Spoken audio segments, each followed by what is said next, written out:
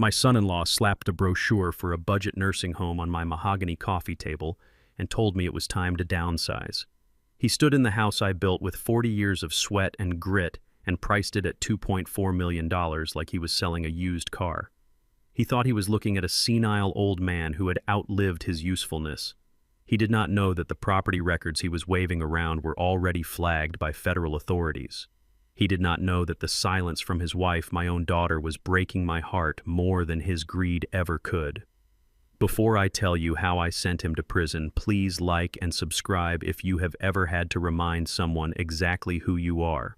Let me know in the comments where you are listening from. My name is Clinton Ross. I am 68 years old, and I am a retired structural engineer. For 40 years, I made a living by looking at things people take for granted: bridges, highways, and skyscrapers, and finding the cracks before they turned into catastrophes.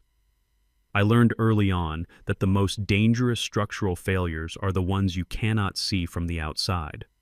The rot that starts deep in the foundation and eats away at the integrity until the whole thing collapses under its own weight. I just never thought I would have to apply that same scrutiny to my own family. It was a Tuesday morning, the kind of quiet, overcast day that usually brings me peace. I was standing in the center of my living room, a mug of black coffee in my hand, looking up at the crown molding. This house is a Victorian beauty that sits on a hill in a neighborhood where 40 years ago men with skin like mine were not welcome after dark. My late wife Lucille and I bought this place when it was falling apart. We poured every cent we had into restoring it. I reinforced the load-bearing beams myself. I sanded the red oak floors on my hands and knees until my knuckles bled. This house was not just wood and brick, it was a monument to our survival. It was the legacy I intended to leave to my daughter Jasmine. I was tracing a hairline fracture in the plaster near the window, making a mental note to fix it when the silence was shattered. The screech of tires on asphalt cut through the morning air like a scream. I looked out the window and saw a white BMW X5 jump the curb and park aggressively on my lawn, crushing the hydrangeas Lucille had planted the year before she died. The driver's door swung open, and out stepped Liam Sterling, my son-in-law.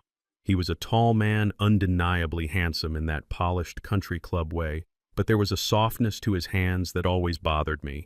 He was wearing a suit that cost more than my first car, but it hung on him loosely as if he had lost weight recently. He looked frantic, his eyes darting around the street before he marched toward my front door. Trailing behind him was my daughter Jasmine. She looked smaller than I remembered. Her shoulders were hunched, her gaze fixed firmly on the pavement. She was wringing her hands, a nervous habit she had developed as a child when she was about to be scolded. And behind her was a woman I did not know, a woman in a bright red blazer with hair sprayed so stiff it probably would not move in a hurricane. She was carrying a leather portfolio and typing furiously on her phone. They did not knock. The front door flew open, banging against the stopper. Liam strode in as if he paid the mortgage, bringing a gust of cold air and the overpowering scent of expensive cologne mixed with nervous sweat. "Dad, good you are up," Liam said, not even looking at me. He gestured to the woman in red. "This is Brenda. She is the top realtor in the county. We do not have much time. Brenda has another showing at noon, so let us make this quick." I stood there, my coffee mug warm in my hand, watching them invade my sanctuary. Brenda the realtor did not even introduce herself. She kicked off her heels by the door and started walking around my living room, tapping on the walls with a long manicured fingernail. "Good bones," she muttered, her voice nasal and dismissive. "But this layout is ancient.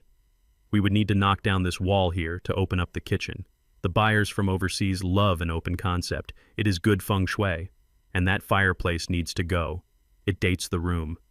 "Excuse me," I said, my voice low. I did not raise it.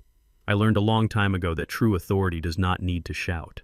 "Who are you and why are you discussing demolishing my home?" Liam stepped between me and the realtor, blocking my view. He had a smile plastered on his face, but it did not reach his eyes. His eyes were cold, calculating, and desperate. "We are just getting a valuation," Dad, Liam said, waving a hand dismissively.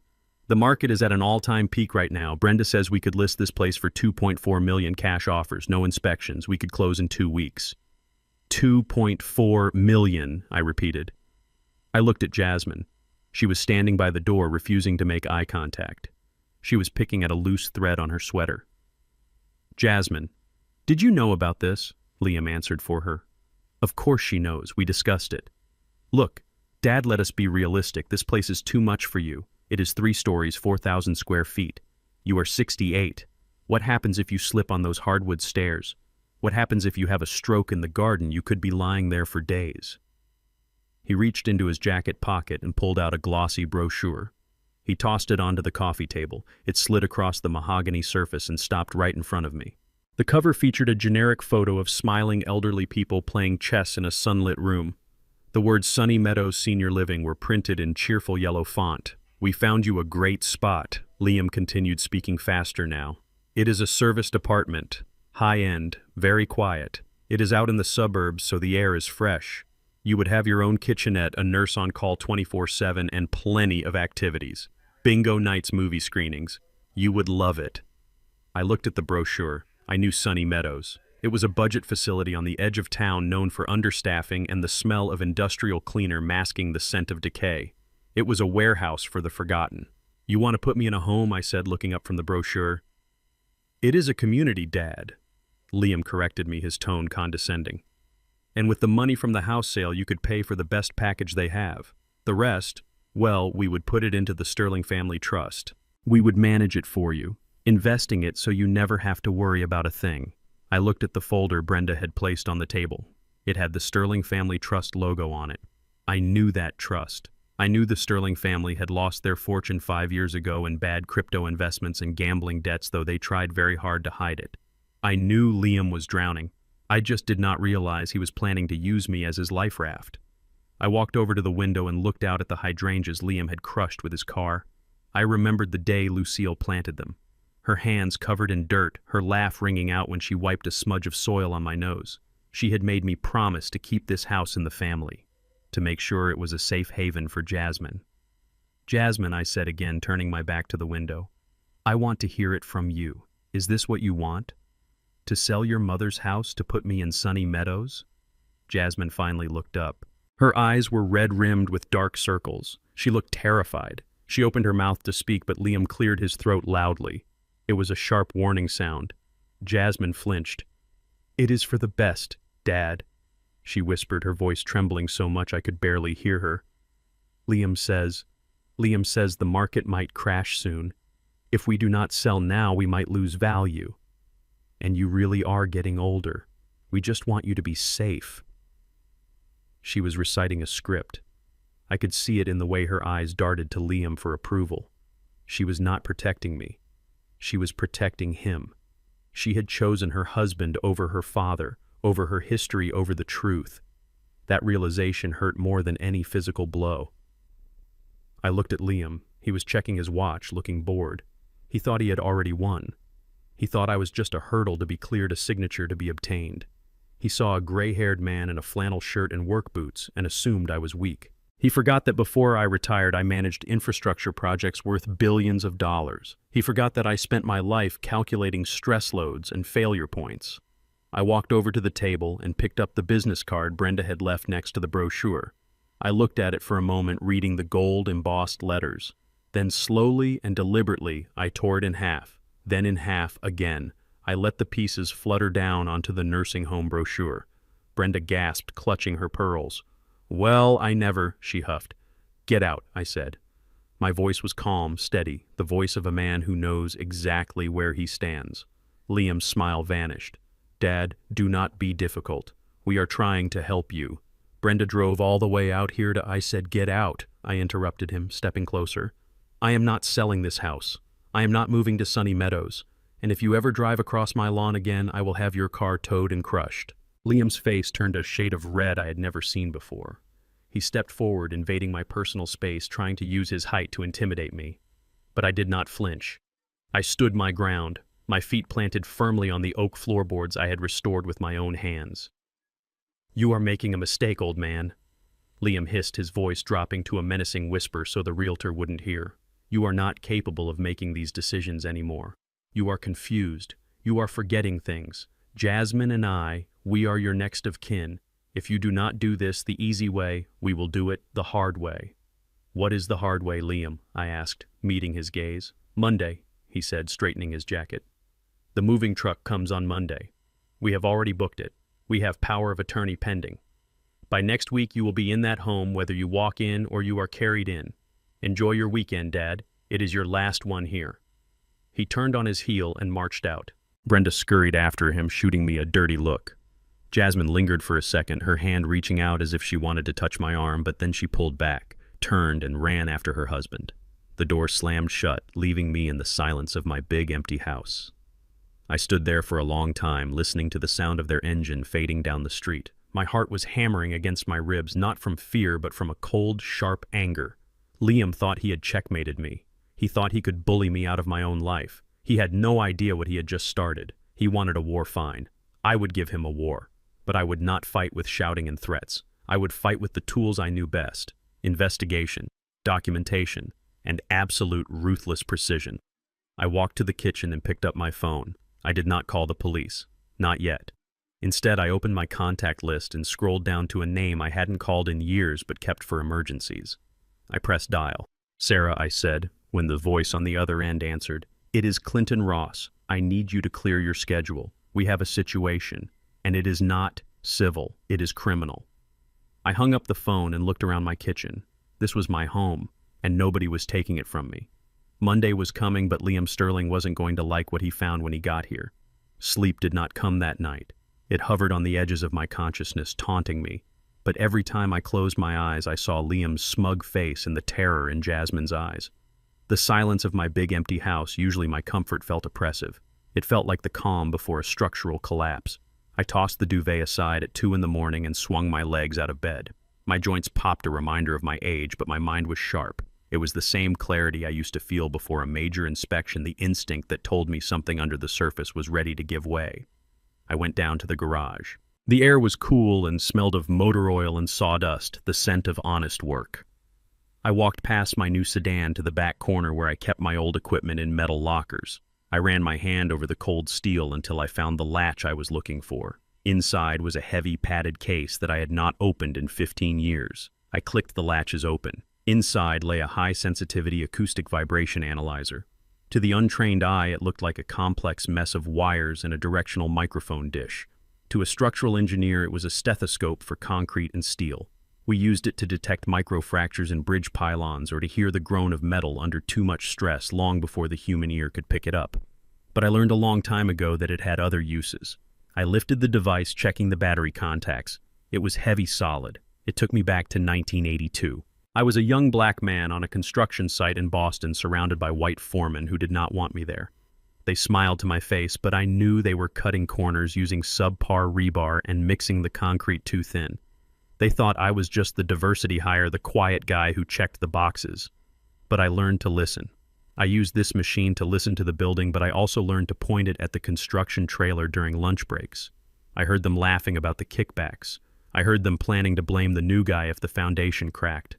That machine saved my career and saved hundreds of lives when I blew the whistle on the corrupt concrete pour. I learned then that survival depends on hearing what people say when they think they are in the dark. I packed the analyzer into the passenger seat of my 1998 Ford F-150. The truck was rusted around the wheel wells, but the engine purred like a kitten. It was invisible. Just another old work truck in a city full of them. I backed out of the driveway with the lights off, the gravel crunching softly under the tires. The drive to Jasmine's neighborhood took 20 minutes. She lived in a new development called The Heights. It was one of those places where every house looked exactly the same, soulless boxes made of cheap timber and stucco sold for $1 million a pop. It was a facade of wealth built on debt and leverage. I parked 2 blocks away from their house, tucking the truck between a dumpster and a construction fence. I had a clear line of sight to their living room window. The lights were still on. I could see shadows moving against the sheer curtains, the frantic pacing of a man, the slumped posture of a woman. I rolled the window down just an inch to feed the directional microphone through. I put on the heavy noise-canceling headphones. The world instantly changed. The distant hum of the highway became a roar. A dog barking 3 streets over sounded like it was in the back seat with me. I adjusted the frequency, dialing out the background noise, focusing the beam directly on the glass of Jasmine's window. The glass acted as a diaphragm, vibrating with the sound waves from inside the room. My analyzer converted those vibrations back into audio. At first, it was just static. Then I adjusted the gain, and the voices flooded into my ears, crystal clear and terrifying. "You are useless." That was Liam. His voice was a high-pitched shriek distorted by rage. I flinched. It sounded like he was standing right next to me. I watched the shadow of a man in the window throw something. Through the headphones I heard the shatter of glass or ceramic against a wall. 2.4 million, Liam screamed. "That is the number, Jasmine. That is the only number that matters. Do you understand?" I heard a soft weeping sound. It was Jasmine. Her voice was muffled, probably because she had her face buried in her hands. "Liam, please," she sobbed. "We cannot do this. It is his home. He built it. He loves that house." I gripped the steering wheel. Hearing her defend me should have felt good, but her voice was weak. It was the voice of someone who had been beaten down for a long time. "I do not care what he loves," Liam roared. "I care about my fingers. I care about my kneecaps. Do you think these people are joking? Do you think this is a game?" "What people?" Liam. Jasmine cried. "You said it was just a bad investment. You said the market turned." Liam laughed. It was a manic, jagged sound that made my skin crawl. "The market," he mocked her. "There is no market, you stupid girl. It is not stocks. It is not crypto. It is the table." I was down. I tried to double down to win it back. I lost. Then I borrowed to cover the loss, and I lost that too. The silence that followed was heavy. I could hear Jasmine's sharp intake of breath. "Gambling," she whispered. "You promised me. You swore on our wedding day you stopped." "I did not stop," Liam hissed. "I just got better at hiding it until I wasn't.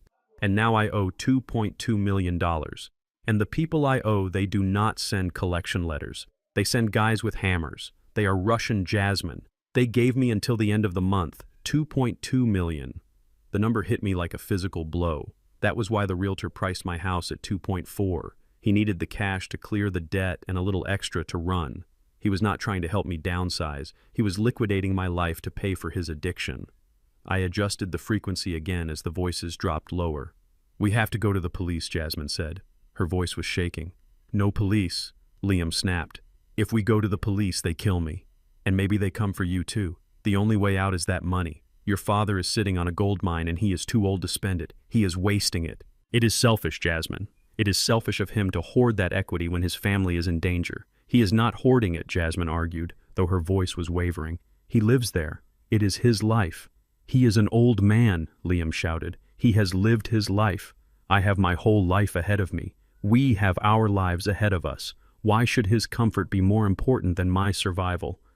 I watched the shadows in the window merge. Liam grabbed Jasmine by the shoulders. I could hear the rustle of fabric through the headphones. "Listen to me," he said, his voice dropping to a deadly cold register. "We are selling that house.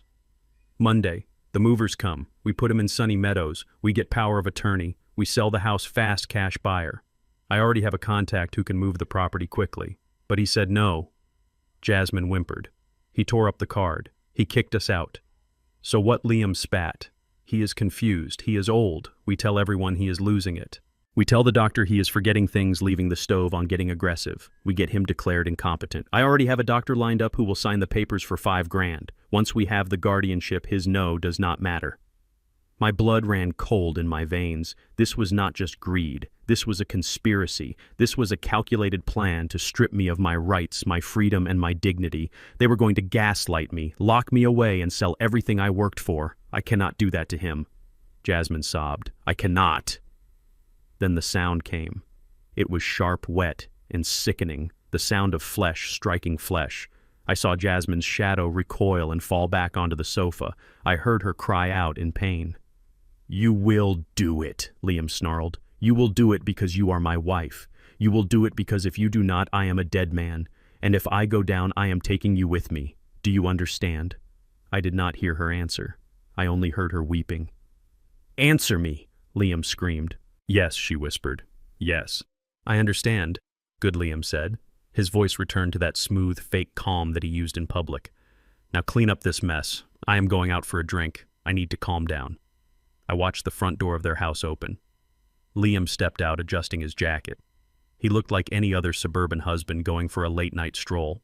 He walked right past my truck so close I could have reached out and touched him. He was humming to himself. I sat there in the dark, the headphones still over my ears, listening to my daughter cry alone in her living room. I wanted to get out of the truck. I wanted to kick down her door and hold her. I wanted to find Liam and beat him within an inch of his life with a tire iron. But I was an engineer, and engineers do not act on impulse. We calculate, we plan, we mitigate risk. If I went in there now, it would be a domestic dispute. It would be my word against his. He would spin it. He would say I was the aggressor, the crazy old man attacking his son-in-law. He would use it to prove I was unstable. No. I needed more than this. I needed undeniable proof. I needed to see how deep the rot went. I heard Liam's voice echo in my mind again. The old man is selfish, his comfort versus my survival. He had declared war. He just did not know who he was fighting. He thought he was fighting a retiree. He did not know he was fighting a man who had survived race riots, union busting, and corrupt city councils. I took the headphones off and laid them gently on the passenger seat. My hands were shaking not from fear, but from a cold, hard rage that was settling in my gut. I started the truck. The engine rumbled to life. I drove home slowly, my mind racing. Liam needed $2.2 million. He had a doctor lined up to declare me incompetent. He had a buyer lined up for a quick cash sale. That meant he was desperate, and desperate men make mistakes. I pulled into my driveway and looked up at my house. It stood tall and proud against the night sky. They wanted to take this from me. They wanted to take my freedom. I went inside and went straight to my study. I unlocked the bottom drawer of my desk and pulled out a file I had started compiling years ago, just in case.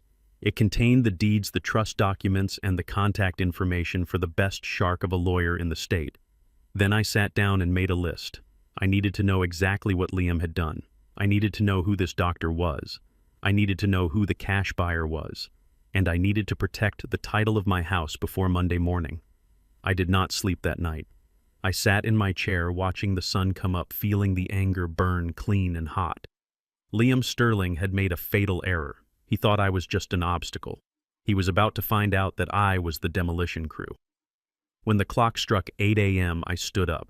I showered, shaved, and put on my work clothes. Not a suit. My work clothes. Heavy boots, canvas pants, and a flannel shirt, the uniform of a man who builds things. I walked out the door and got back into my truck. My first stop was not the police. It was the county recorder's office. I needed to see the paperwork. I needed to see if Liam had already tried to make a move. I drove into the city, my jaw set. The game had changed. It was no longer about selling a house. It was about survival. And I intended to survive. The morning sun was cold and sharp as I walked up the granite steps of the county recorder's office. It was 8:15 in the morning. The building was a fortress of limestone and bureaucracy designed to make you feel small. I had been here many times before in my career, filing permits, checking easements, ensuring the ground was solid before we poured a single drop of concrete. Back then I wore a hard hat and carried blueprints. Today I wore my flannel shirt, my canvas work pants, and my heavy boots. I looked like a man who was there to fix the plumbing, not a man who owned a $2 million asset. I pushed through the heavy revolving doors and stepped into the air-conditioned silence of the lobby. The smell was distinct. It was the smell of old paper dust and indifference. I took a ticket from the machine. Number 42. I was the only person in the waiting area. I sat on a wooden bench, my knees aching slightly from the damp chill outside. I watched the clerks behind the glass partition. They were moving with the slow, deliberate lethargy of people who get paid by the hour, regardless of how many tickets they clear. Number 42, a voice called out over the intercom. It sounded bored. I stood up and walked to window 3. The clerk was a young woman, maybe in her early 20s. She had long, acrylic nails that clicked against the counter, and she was chewing gum with a rhythmic wet sound. She did not look up when I approached. She was scrolling through something on her phone, hidden discreetly behind a stack of files. "Help you," she mumbled, her eyes still glued to the screen. "Good morning," I said, keeping my voice level. "I need to pull the property records for my home. I need to check the title status and any recent lien activity." She finally looked up. Her eyes swept over my flannel shirt, the sawdust on my shoulder, and my calloused hands. Her expression shifted from boredom to mild annoyance. She let out a short, sharp sigh as if my presence was a personal inconvenience. "Deliveries are around the back, sir," she said, pointing a long pink fingernail toward the side exit. "Or if you are looking for the maintenance supervisor, his office is in the basement." I did not move. I did not blink. I placed my hands on the counter, leaning in slightly. I am not here to fix the toilet, miss, and I am not delivering parcels.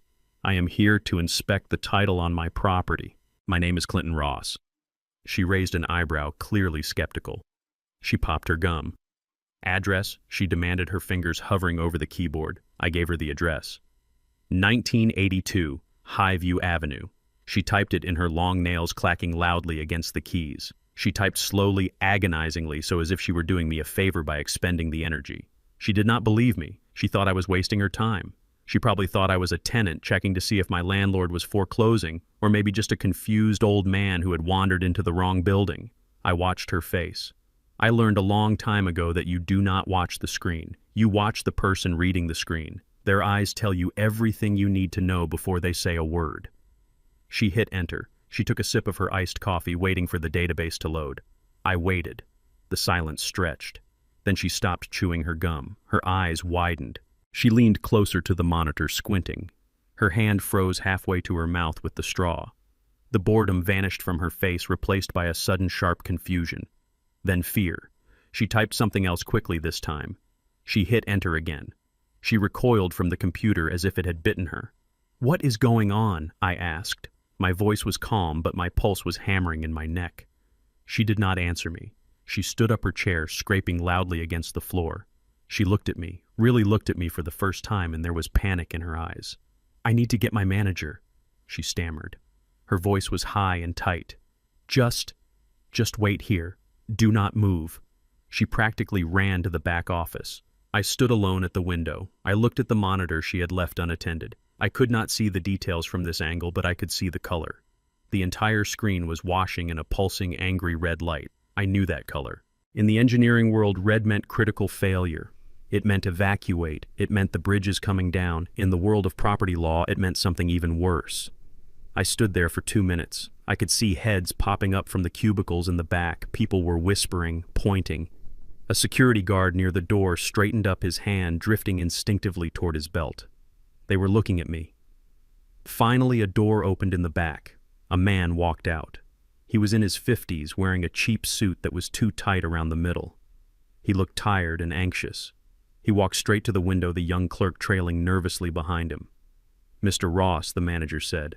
He did not smile. He looked at my work clothes, but unlike the clerk, he did not seem dismissive. He seemed wary. "I am Mr. Henderson, the senior recorder. Please come with me." He buzzed the door open. I walked through the gate, feeling the eyes of every employee on me. He led me into a small, glass-walled office and closed the blinds. He did not offer me a seat. He went behind his desk and turned his monitor so I could see it. "Mr. Ross, are you aware of the current status of your property title?" he asked. "I told you," I said. "I am here to check it. My son-in-law threatened to sell it. I want to make sure he cannot." Mr. Henderson let out a breath he seemed to have been holding. He tapped a key on his keyboard. "He cannot sell it, Mr. Ross." "Nobody can." He pointed to the screen. There, in bold, flashing red letters, was a notification that made my blood run cold. "Status locked. Federal flag. 18 U.S.C. Section 1344. I stared at the code. I am not a lawyer, but I know what federal flag means. It means the United States government has taken an interest in your assets. It means you are not just in a civil dispute. You are in a crime scene. "What is this?" I asked, my voice dropping to a gravelly whisper. "Mr." Henderson looked at me over the top of his glasses. "Section 1344 is bank fraud, Mr. Ross." "Bank fraud." Last Tuesday, Mr. Henderson said, checking a log on his screen. "An individual named Liam Sterling attempted to file a mortgage lien against your property. He was applying for an expedited hard money loan. $500,000. Cash out.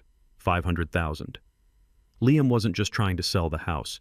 He was trying to strip the equity before the sale even went through. He was trying to bleed me dry. He presented a power of attorney document." Henderson continued. "It appeared to be notarized. It had your signature on it." I clenched my fists. "I never signed anything. We know," Henderson said. "Or rather, the system knew." He clicked another tab. 10 years ago, Mr. Ross, when you paid off your mortgage, you filed a title lock affidavit. You set up a 2-step verification process for any liens or transfers. It requires biometric confirmation and a secondary password." I remembered. I had done it after hearing about a scam where thieves stole the deeds to elderly people's homes. I was paranoid back then. My wife used to tease me about it. She called me her security guard. Thank God for that paranoia. When Mr. Sterling tried to push the paperwork through without those verifications, the system flagged it as an unauthorized attempt, Henderson explained. But it did not just decline it. Because the loan application was submitted through a federally insured lender and the documents were proven to be forged, it triggered an automatic alert to the Department of Justice. He looked at me, his face grave. This isn't just a rejected application, Mr. Ross. The FBI has placed a hold on this property. They have flagged it as a potential asset in an active money laundering investigation. They suspect the lender Mr. Sterling was using is a front for illegal activity. I felt the room spin slightly. Money laundering. FBI. Liam was not just a gambler, he was not just a desperate man in debt, he was mixed up with people who triggered federal alarms. He was trying to use my house, my legacy, to wash dirty money for criminals. So the house is safe, I asked, trying to focus on the immediate problem. Henderson nodded. The house is safe in the sense that he cannot sell it. He cannot mortgage it. The title is frozen solid. But Mr. Ross, if this flag is here, it means they are watching.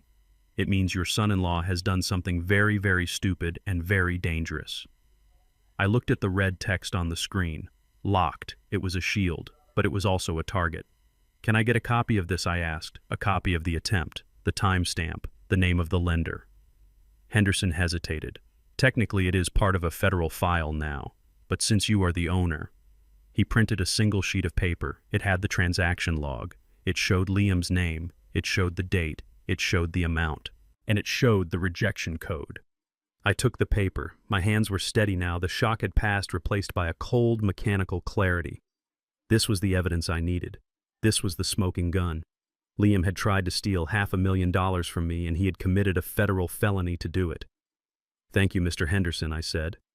Mr. Ross, Henderson said as I turned to leave. Be careful. People who trigger these kinds of flags, they do not like loose ends. I walked out of the office. The clerk in the front row stared at me as I passed. She looked terrified. She probably thought I was a criminal mastermind. She had no idea I was the victim. I walked out into the sunlight. It felt too bright, too normal. I had a piece of paper in my pocket that could send my son-in-law to prison for 20 years. I got into my truck and locked the doors. I sat there for a moment staring at the paper. Liam had tried to bury me. He tried to put me in a home and sell my life for parts.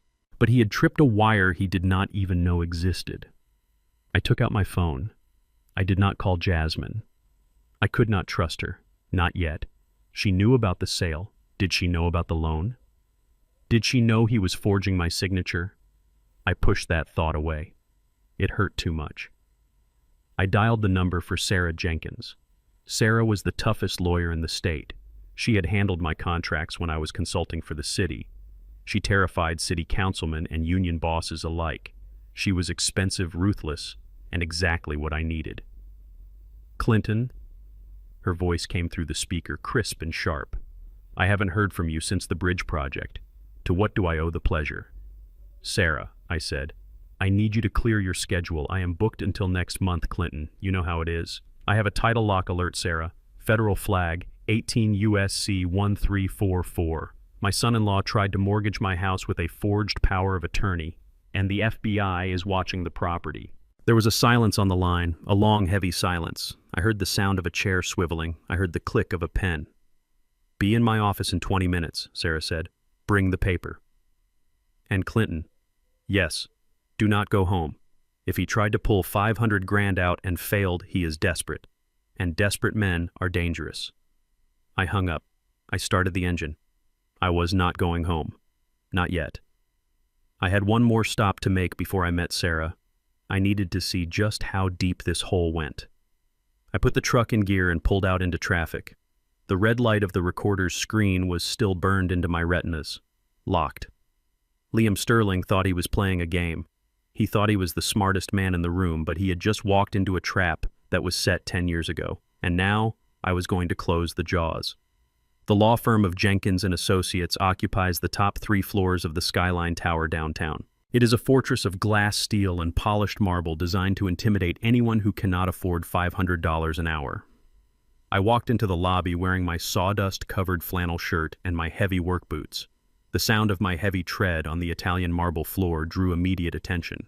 A young man in a slim-fit suit looked up from his phone with a sneer.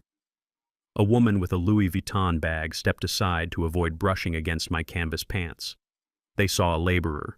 They saw a man who probably fixed the HVAC or unclogged the executive toilets. They did not see the man whose structural patents helped pay for the foundation this building stood on. I approached the reception desk. The receptionist was a young woman with perfectly coiffed hair and a headset that looked like it cost more than my weekly grocery bill. She did not look up immediately. She finished typing a sentence, took a sip of water, and then finally deigned to acknowledge me. "Deliveries are through the service elevator on the north side," she said without making eye contact. "I am not a delivery man," I said. My voice was calm, the deep rumble of a man who does not need to shout to be heard. "I am here to see Sarah Jenkins." She finally looked up. Her eyes swept over my attire, lingering on the grease stain on my collar. A small, amused smile played on her lips. "Ms. Jenkins is a senior partner, sir. She is booked months in advance. If you have a maintenance request, I can direct you to the facilities manager." "Tell her Clinton Ross is here," I said.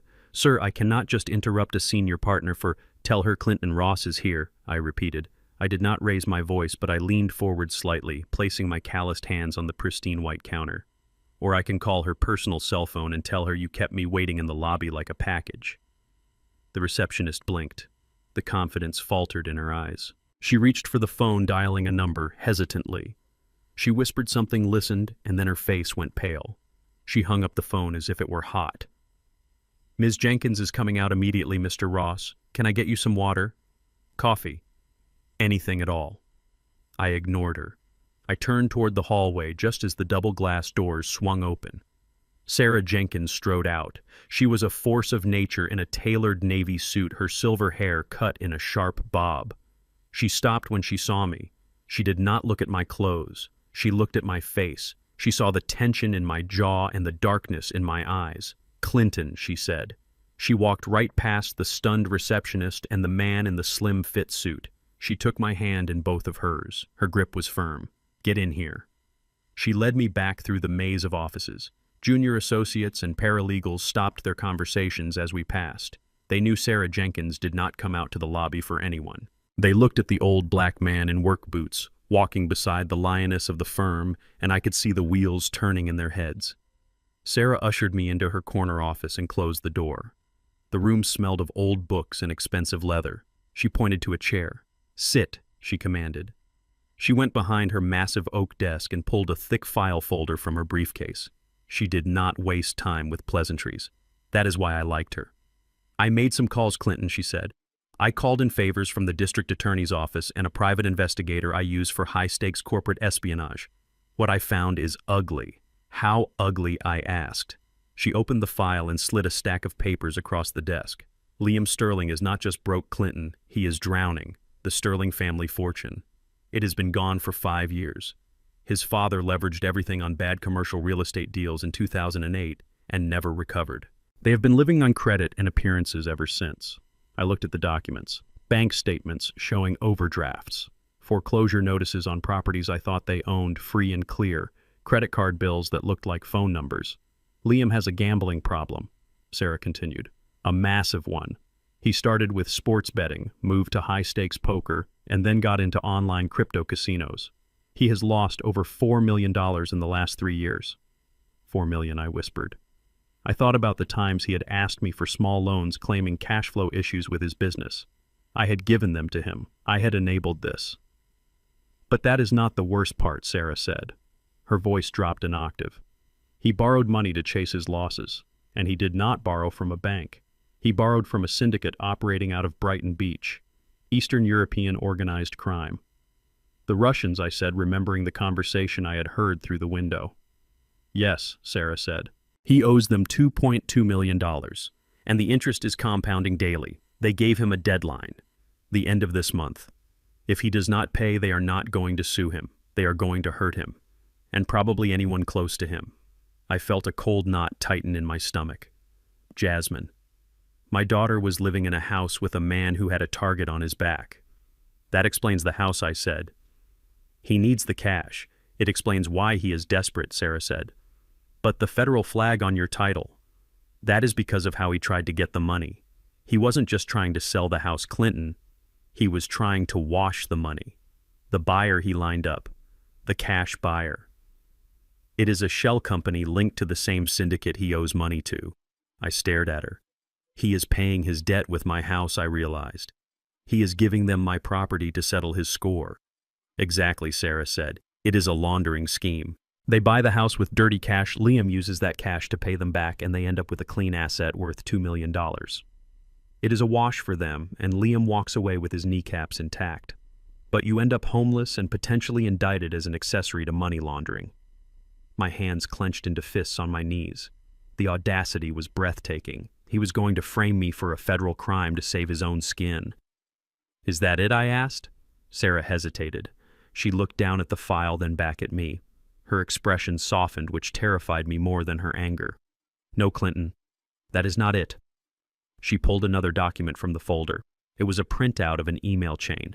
We accessed his cloud accounts, she said. Don't ask me how, just read it. I picked up the paper. The email was from Liam to an address I did not recognize. The subject line was, Subject Patient Ross. I read the text. Dr. Thorne. Per our discussion, my father-in-law's cognitive decline has accelerated. He is becoming aggressive and paranoid. He is forgetting significant events. We need to expedite the competency hearing. I am willing to pay the rush fee we discussed. Please have the guardianship papers ready for signature by Friday. I looked up at Sarah. Dr. Thorne. Who is Dr. Thorne? He is a doctor for hire, Sarah said, her voice dripping with disgust. He lost his license in Florida for pill pushing and set up shop here as a geriatric consultant. He specializes in rubber stamping dementia diagnoses for families who want to take control of estates. Liam has agreed to pay him $10,000 to certify that you have advanced dementia. Dementia, I repeated. The word tasted like ash. They were going to steal my mind.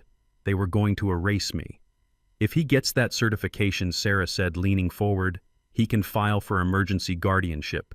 He becomes your legal custodian. He can sign deeds, access bank accounts, and make medical decisions for you. He can put you in Sunny Meadows and drug you until you really do not know who you are anymore. And he plans to do this by Friday. Friday. That was 3 days away. I sat back in the chair. The room felt very small. I thought of Jasmine. Did she know?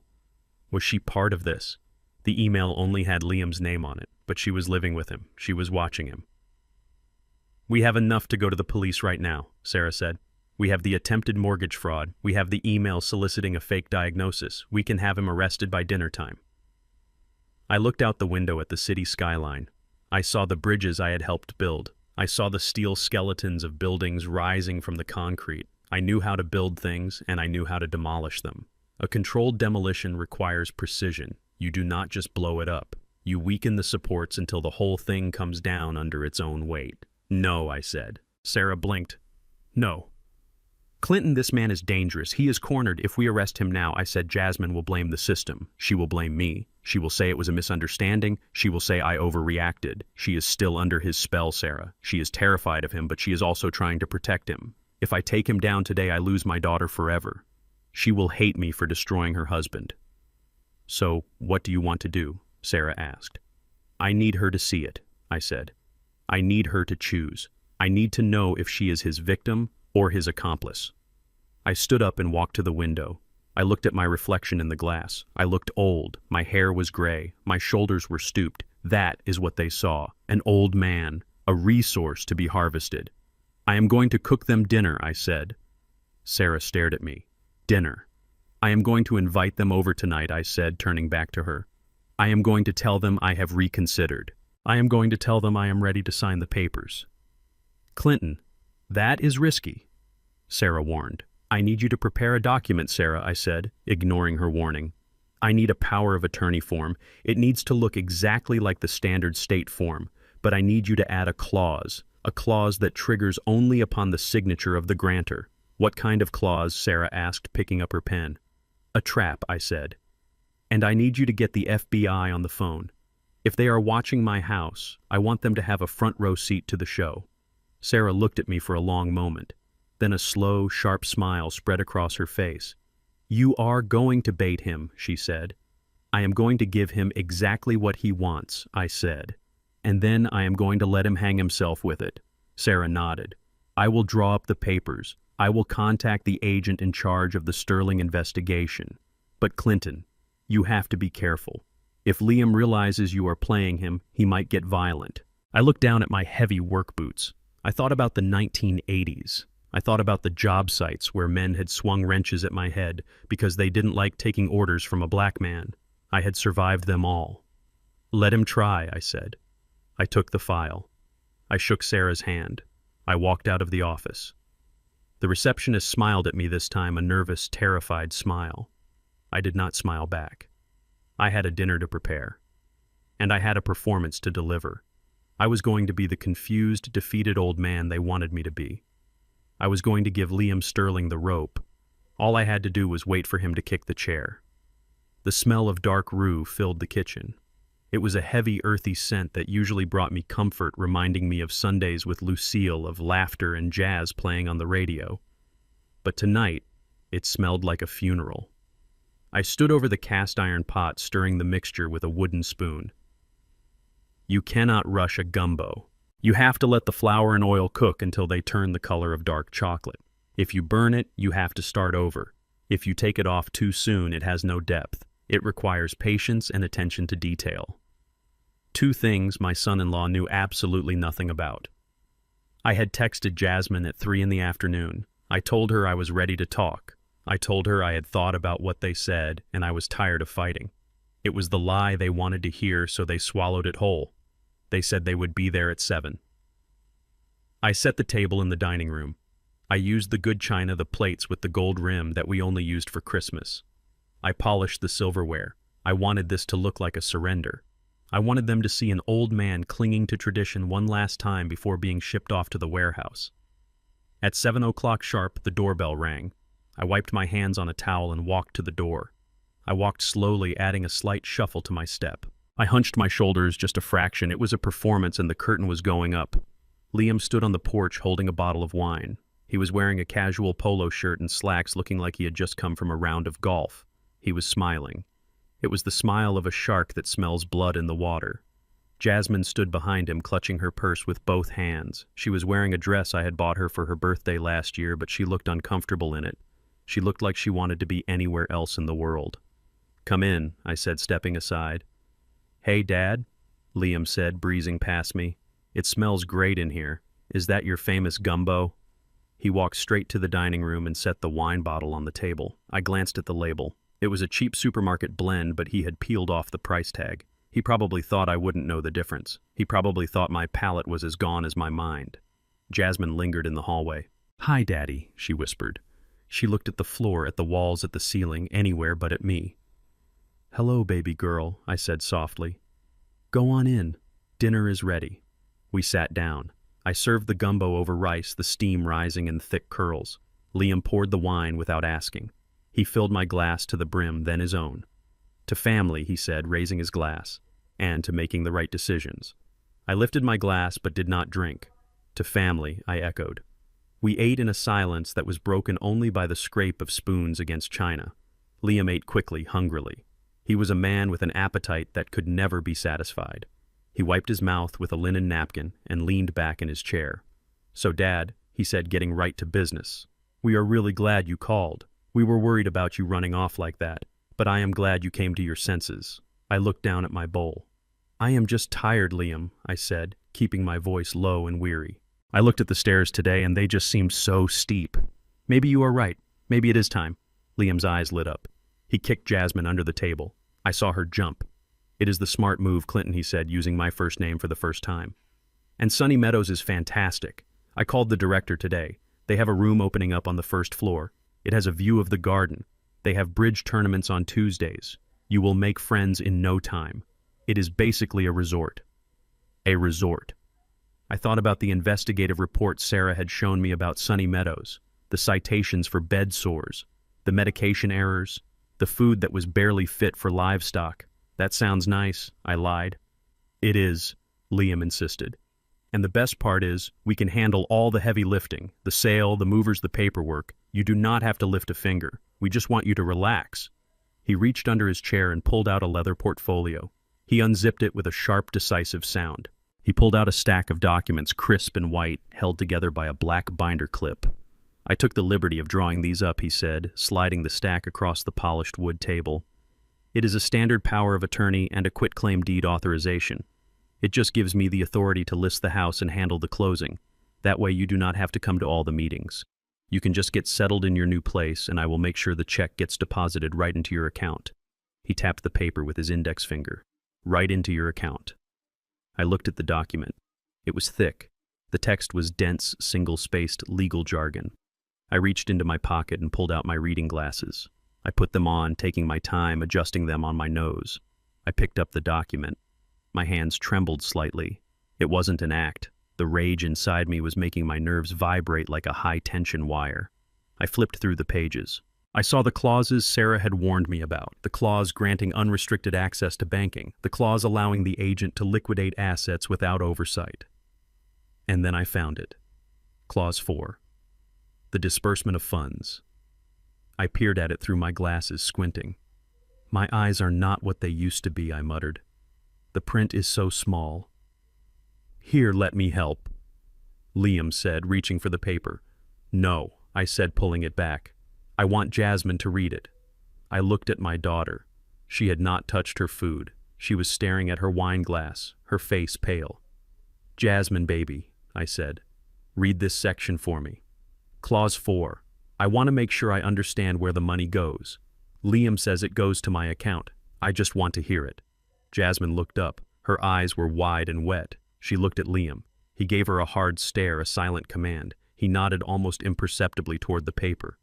"Go ahead, honey," Liam said, his voice dripping with fake encouragement. "Read it to your dad so he feels comfortable." Jasmine reached out and took the document. Her hands were shaking so bad the paper rattled. She looked down at Clause 4. I knew what it said. I had memorized the legal language Sarah had explained to me. It said that all proceeds from the sale of the property after the satisfaction of liens would be deposited into the Sterling Family Trust for the benefit and management of the grantor. It did not say my account. It said their trust. The trust that was empty. The trust Liam used to hide his gambling losses. Jasmine stared at the words. The silence stretched out heavy and suffocating. The grandfather clock in the hall ticked. Tick, tock, tick, tock. "Read it, Jasmine," I said softly. She took a deep breath. She swallowed hard.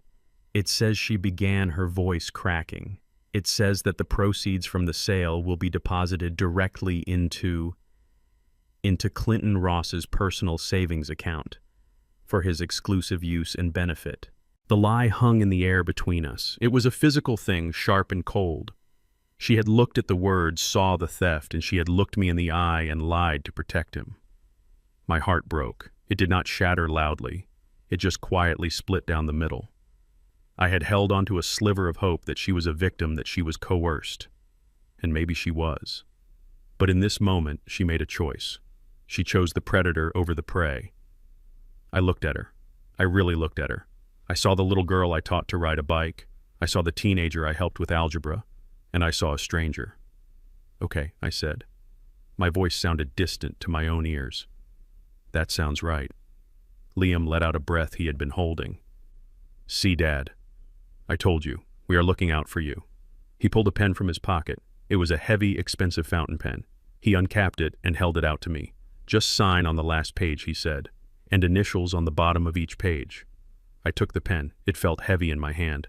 I looked at the signature line. This was the moment. This was the trap. I am naturally right-handed. I have been my whole life. Liam knew that.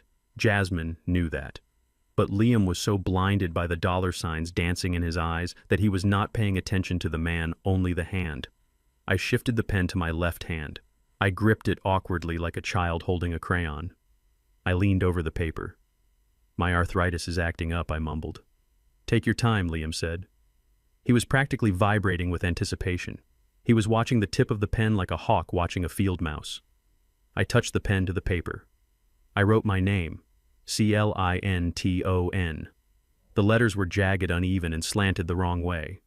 It looked like the signature of a man whose mind and body were failing him. It looked nothing like the signature on my driver's license or my bank cards, or the title deed recorded at the county office 10 years ago. I signed the last page with a flourish of shaky ink. "There," I said, dropping the pen. Liam snatched the document before the ink was even dry. He looked at the signature. He did not see a forgery. He saw $2.4 million. He saw his salvation. He saw the Russians backing off. "Perfect," he said, grinning. He blew on the ink to dry it. "This is perfect, Dad. You made the right choice." He quickly shoved the papers back into his portfolio and zipped it shut. He stood up, his energy manic. "Well, we should get going," he said. "I need to file this first thing in the morning, and we need to finalize the movers." "You are leaving?" I asked. "You haven't finished your wine." "We have a lot to do," Jasmine said quickly, standing up. Her chair scraped loudly against the floor. She could not get out of there fast enough. The guilt was eating her alive, but not enough to make her stop. "Monday," Liam said. "The truck will be here at 8 a.m. Have your bags packed. Just clothes. We will handle the furniture." He walked to the door without looking back. Jasmine followed him. She paused at the doorway, her hand on the frame. She looked back at me, sitting alone at the head of the table with my bowl of cooling gumbo. "Bye, Dad," she whispered. "Goodbye, Jasmine," I said. The door closed. I heard the lock click. I heard the engine of the BMW roar to life and speed away. I sat there for a long time. I looked at the empty chairs. I looked at the cheap wine bottle. Then I picked up my spoon and took a bite of my gumbo. It was cold, but the flavor was deep and rich. I reached into my pocket and pulled out my phone. I dialed Sarah. "He took the bait," I said. "Did he sign it?" Sarah asked. "I signed it," I corrected her, "with my left hand." "And Jasmine?" Jasmine verified the terms. I heard the sorrow in my own voice, and I knew Sarah heard it too. "I am sorry, Clinton," she said softly. "It is done," I said. "Let the FBI know. He is going to try to use that paper tomorrow." I hung up. I cleared the table. I washed the dishes. I put the good china back in the cabinet. Then I went upstairs and packed a single suitcase. Not because I was moving to Sunny Meadows, but because this house was about to become a battlefield and I needed to be in position. Liam thought he had a golden ticket. He did not know he was holding a signed confession. He thought Monday was his victory lap. He did not know it was going to be his execution. I turned off the lights and stood in the dark looking out at the street. "Come and get it, Liam," I whispered. "Come and get it." Monday morning arrived with the subtlety of a sledgehammer. I was sitting in the kitchen drinking coffee from a paper cup because I had packed the mugs the night before. I was ready. My suitcase was by the door. I expected Liam to arrive at 9 o'clock with a professional moving crew. I expected a tense but civil handover. I underestimated his desperation. At 6:30 in the morning, the house shook. A heavy diesel engine roared in the driveway, followed by the screech of air brakes. It sounded less like a moving truck and more like a military invasion. I looked out the window. A battered box truck, rusted and dented, had backed right up to my front porch, crushing the azalea bushes Lucille had planted for our 20th anniversary. 2 men jumped out of the cab. They were not uniformed movers. They looked like day laborers Liam had picked up from a street corner, wearing stained tank tops and smoking cigarettes. The front door burst open. Liam did not use a key. He kicked it. He strode into the hallway wearing the same clothes he had on the night before. His eyes were bloodshot and wild. He looked like a man who had been up all night staring at a ticking clock. "Get it all out," Liam shouted to the men outside. "Everything goes. If it is not in a box, throw it in the truck. We need this place empty by noon." I stood up slowly. My joints ached from the damp morning air. "Liam," I said, keeping my voice steady. "You said 8 o'clock. You said we would do this properly." "Plans changed, Dad," Liam snapped. He walked past me without looking at me, kicking my suitcase aside. "The buyer wants a walk-through at 1, an empty walk-through. That means you and your junk need to be gone, now." He signaled to the 2 men. They marched into my living room and started grabbing things. They did not lift furniture. They dragged it. The screech of chair legs gouging the hardwood floors I had sanded by hand sounded like a scream. "Hey," I shouted, stepping forward. "Be careful with that." That chair belonged to my mother. "It is garbage," Liam spat. "It is old wood. It smells like old people. Get it out of here." He turned to me, a manic grin on his face. "This is happening, Clinton. Do not try to stall. You signed the papers. This is my house now, and I am evicting the previous tenant." Jasmine walked in then. She looked like a ghost. She was wearing sunglasses indoors, probably to hide the swelling from where he had hit her, or maybe to hide the shame in her eyes. She stood by the door hugging herself, watching the men tear apart her childhood home. "Jasmine," I said, "tell him to stop. This is not necessary." She looked at me, then looked at Liam. Liam shot her a look of pure venom. A warning. "Just go." "Dad," she whispered. "Please. Just go to the home. It will be easier. Easier for who I asked." But she turned away. The brutality of the next hour is something I will never forget. It was not a move. It was a purge. The men swept through the rooms, dumping drawers onto the floor, tossing books into heaps, and dragging mattresses down the stairs. They broke things. I heard the shatter of a lamp in the study. I heard the crack of wood in the dining room. I stood in the center of the chaos, clutching my small suitcase, feeling a helplessness I hadn't felt since I was a child. This was my life being dismantled by a man who saw no value in anything he couldn't sell. Then Liam walked over to the mantelpiece. He picked up the silver-framed photograph of Lucille.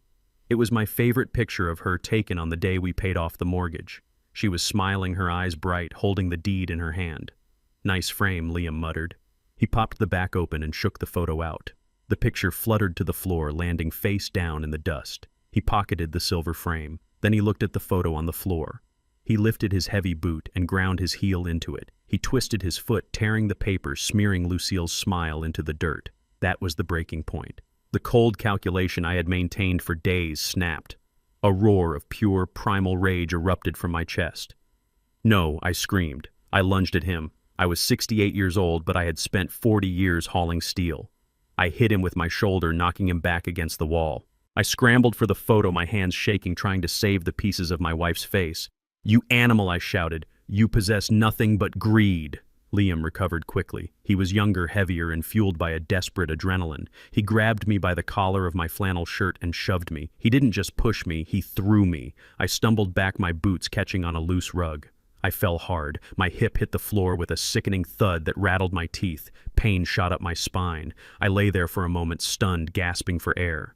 Liam stood over me, panting, his fists clenched. "Don't you ever touch me, old man," he hissed. "You are lucky I don't break your jaw. You are nothing. You are a signature on a piece of paper. You are a liability." I looked up from the floor. I looked past Liam to the doorway. Jasmine was standing there. She saw him throw me. She saw her father, the man who carried her on his shoulders, lying broken on the floor. "Jasmine." I wheezed. "Help me." She took a step forward, her hand raising instinctively. "Stay there," Liam barked at her without turning around. Jasmine froze. She looked at me, tears streaming down her face from behind her dark glasses. Her lip quivered. "I am sorry, Dad," she mouthed silently. But she did not move. She did not help me up. She stood there and watched. That was the moment my heart truly hardened. The betrayal in the dining room was one thing. But this physical cowardice, this refusal to act while I lay in the dirt, severed the last thread of hope I had for her. She was gone. The daughter I raised was gone. One of the movers laughed. It was a cruel, gritty sound. "You want us to toss him in the truck too, boss?" the man asked. "No," Liam said, straightening his jacket. "His ride is here." He pointed out the window. A white van with the logo Sunny Meadows Senior Living printed on the side had pulled up to the curb. It looked like a dog catcher's van. The driver was honking the horn impatiently. "Get your stuff and get out," Clinton Liam said. "Enjoy the bingo." I pushed myself up. My hips screamed in protest, but I forced myself to stand. I would not let him see me crawl. I brushed the dust off my pants. I picked up my suitcase. I bent down and carefully, reverently picked up the torn pieces of Lucille's photograph and put them in my pocket. I looked Liam in the eye. He expected fear. He expected begging. Instead, I gave him a smile. It was a small, cold thing. "You have made a mistake, Liam," I said softly. He laughed. "The only mistake I made was waiting this long. Get out." I walked out the front door. The sun was blinding. The yard was a disaster zone of my belongings. I walked down the porch steps past the crushed hydrangeas. The driver of the Sunny Meadows van rolled down his window. "Clinton Ross," he yelled. "Hop in, Pops. We are on a schedule." I stopped on the sidewalk. I looked at the van. It smelled of bleach and despair. "No," I said. What the driver asked. "I am not going with you," I said. Behind me, Liam and Jasmine came out onto the porch to watch the show. "Get in the van," Clint and Liam shouted. "Don't make a scene." I ignored him. I turned my back to the van and looked down the street. A long, sleek black car turned the corner. It was a Lincoln Continental polished to a mirror shine with tinted windows and diplomatic plates. It glided down the street like a shark in dark water. It pulled up to the curb right in front of me, blocking the Sunny Meadows van. The driver's door opened. A man in a black suit and sunglasses stepped out. He was 6'4", built like a linebacker. He walked around the car and opened the rear door. He stood at attention. "Good morning, Chairman," the driver said. His voice was deep and respectful. It carried clearly across the lawn.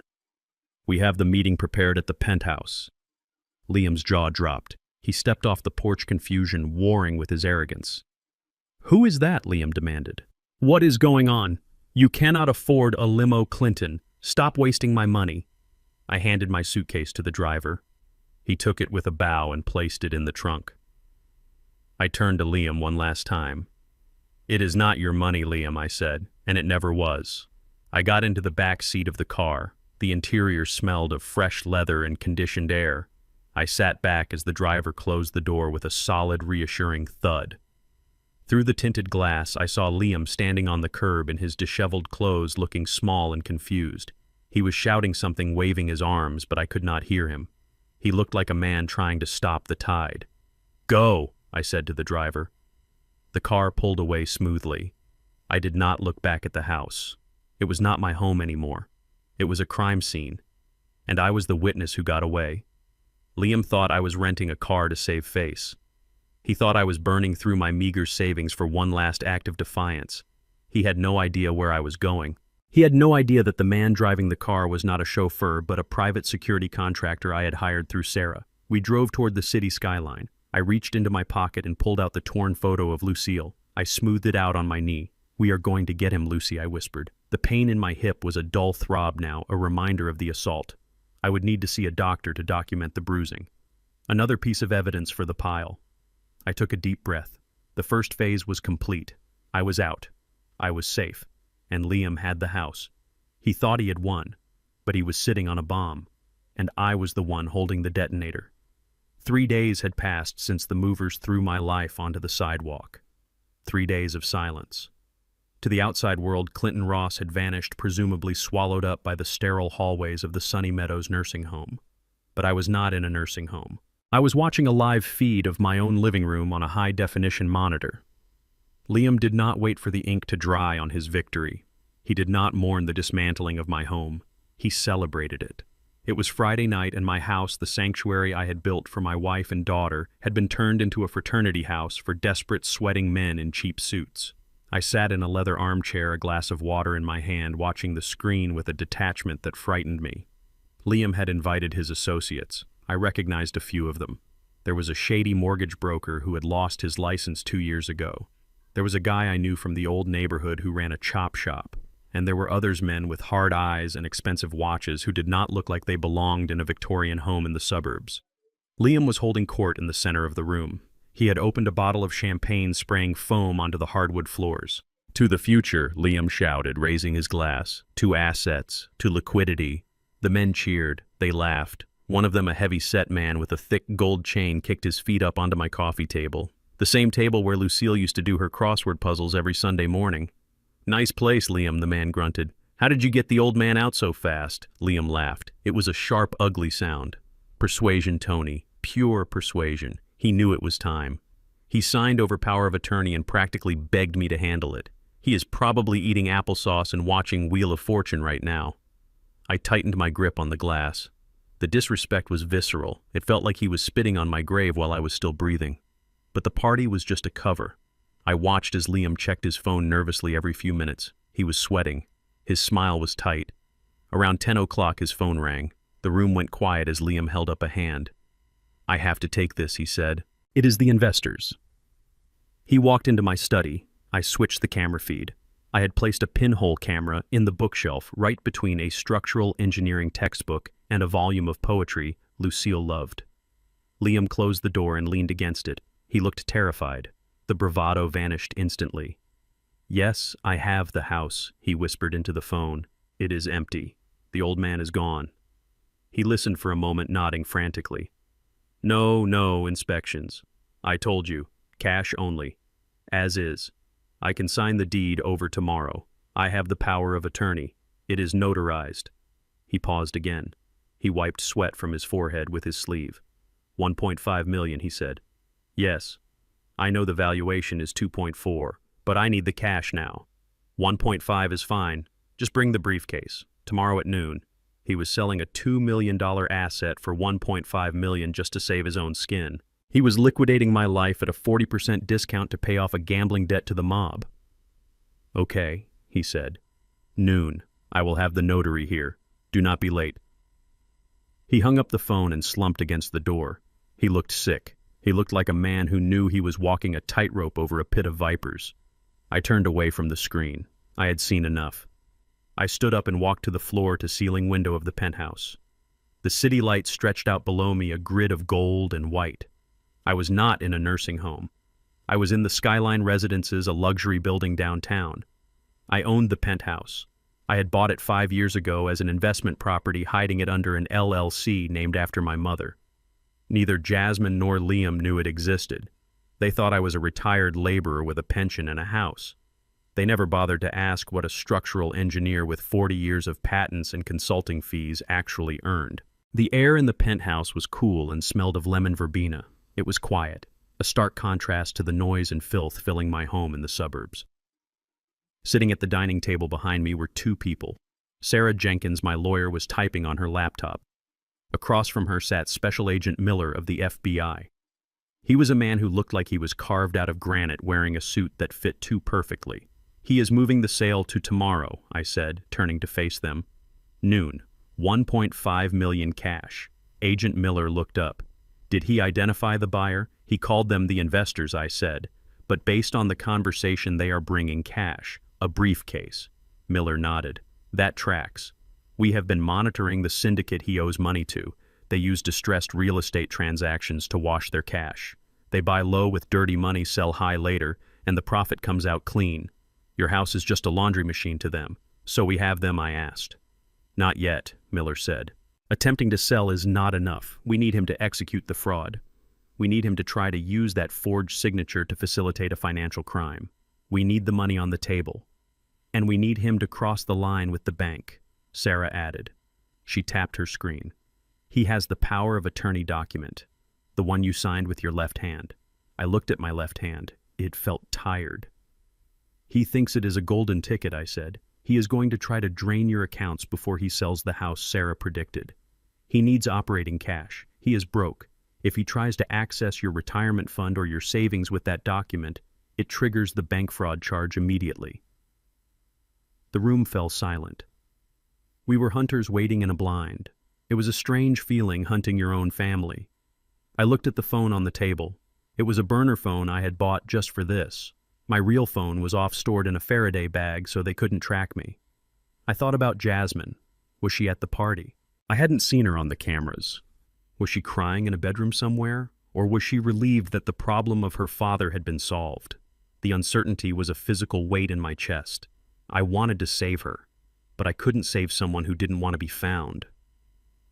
Suddenly, Sarah's laptop pinged. It was a sharp digital sound that cut through the quiet room. She sat up straighter. Her eyes scanned the screen. A slow, grim smile spread across her face. "Here we go," she said. "What is it?" I asked, walking over to the table. Sarah turned the laptop so I could see. It was a notification from the bank's fraud department. "Priority alert," the subject line read. "Unauthorized access attempt. He just walked into the First National branch on 4th Street, Sarah said. He is trying to withdraw $50,000 from your pension account. He presented the power of attorney document." I looked at the timestamp. It was 9:15 a.m. The bank had just opened. Agent Miller leaned in. "Did the system flag it?" Sarah nodded. "Clinton's account has a biometric lock, and the signature verification failed immediately." The teller scanned the document. The system recognized the discrepancy between the left-handed signature on the paper and the right-handed signature on file. It triggered a silent alarm. "So he is trapped?" I asked. "In a manner of speaking," Miller said. "The bank is instructed not to arrest him on the spot.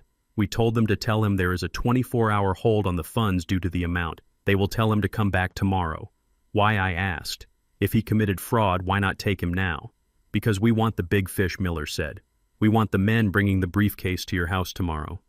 If we arrest Liam now, the sale gets canceled. The syndicate walks away. We want to catch them all in the same net." I understood. I was the engineer. I knew about load-bearing walls.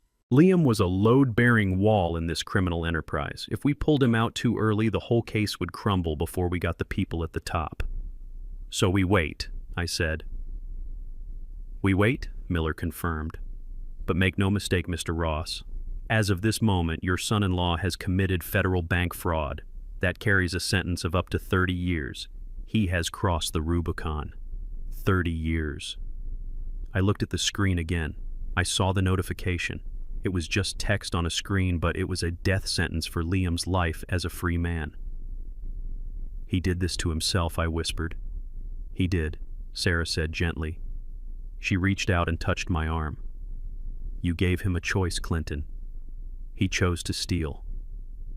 I walked back to the window. I felt cold. My house was full of criminals. My bank account was under siege. My daughter was missing in action. But the trap was set. The jaws were open. "Tomorrow at noon," I said. "Tomorrow at noon," Miller agreed. "We will have a tactical team in place 2 blocks away. We will have surveillance on the house.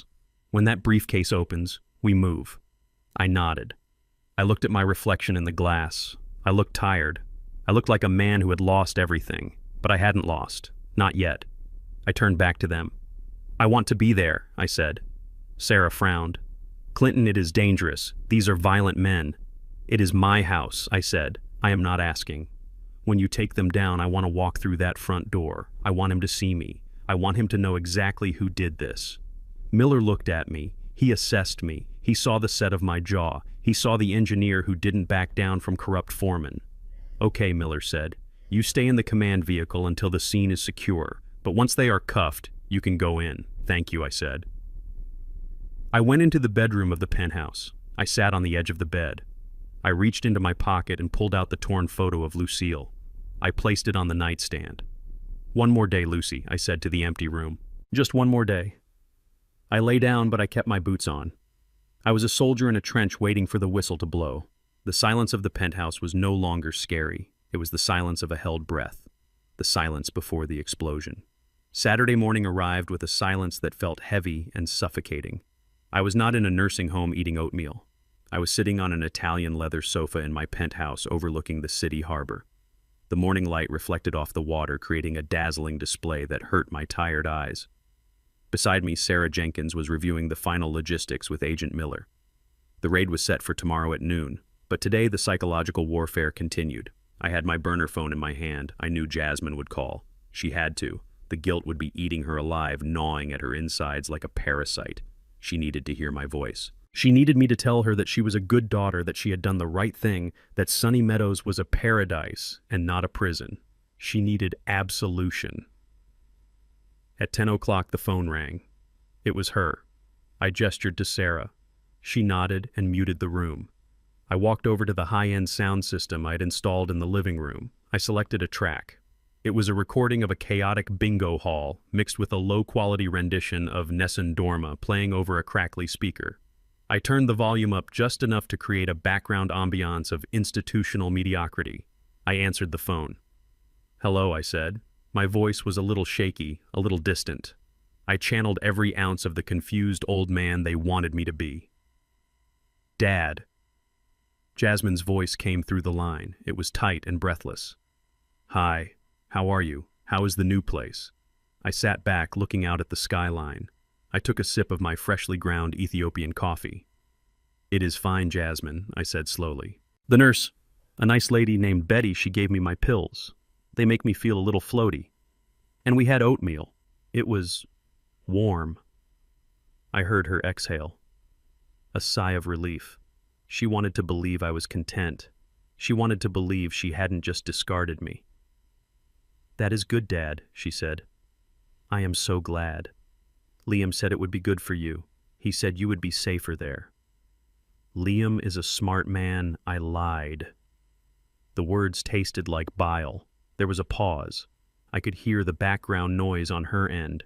She was not at her house. She was at my house. Or rather, the empty shell that used to be my house.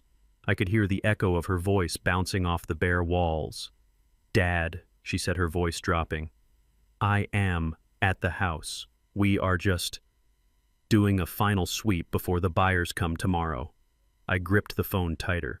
She was standing in the ruins of our life, getting ready to hand the keys to the mafia. "That is nice, honey," I said. "Listen, Jasmine, my mind is a little fuzzy today, but I woke up worrying about something." "What is it, Dad?" she asked. "The safe," I said. "In the master bedroom closet, behind the loose floorboard. I think I left my old journal in there.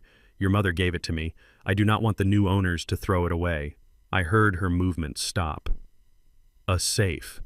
She did not know about a safe. I had never told her. "You have a safe?" she asked. "Yes," I mumbled. "Just a small one.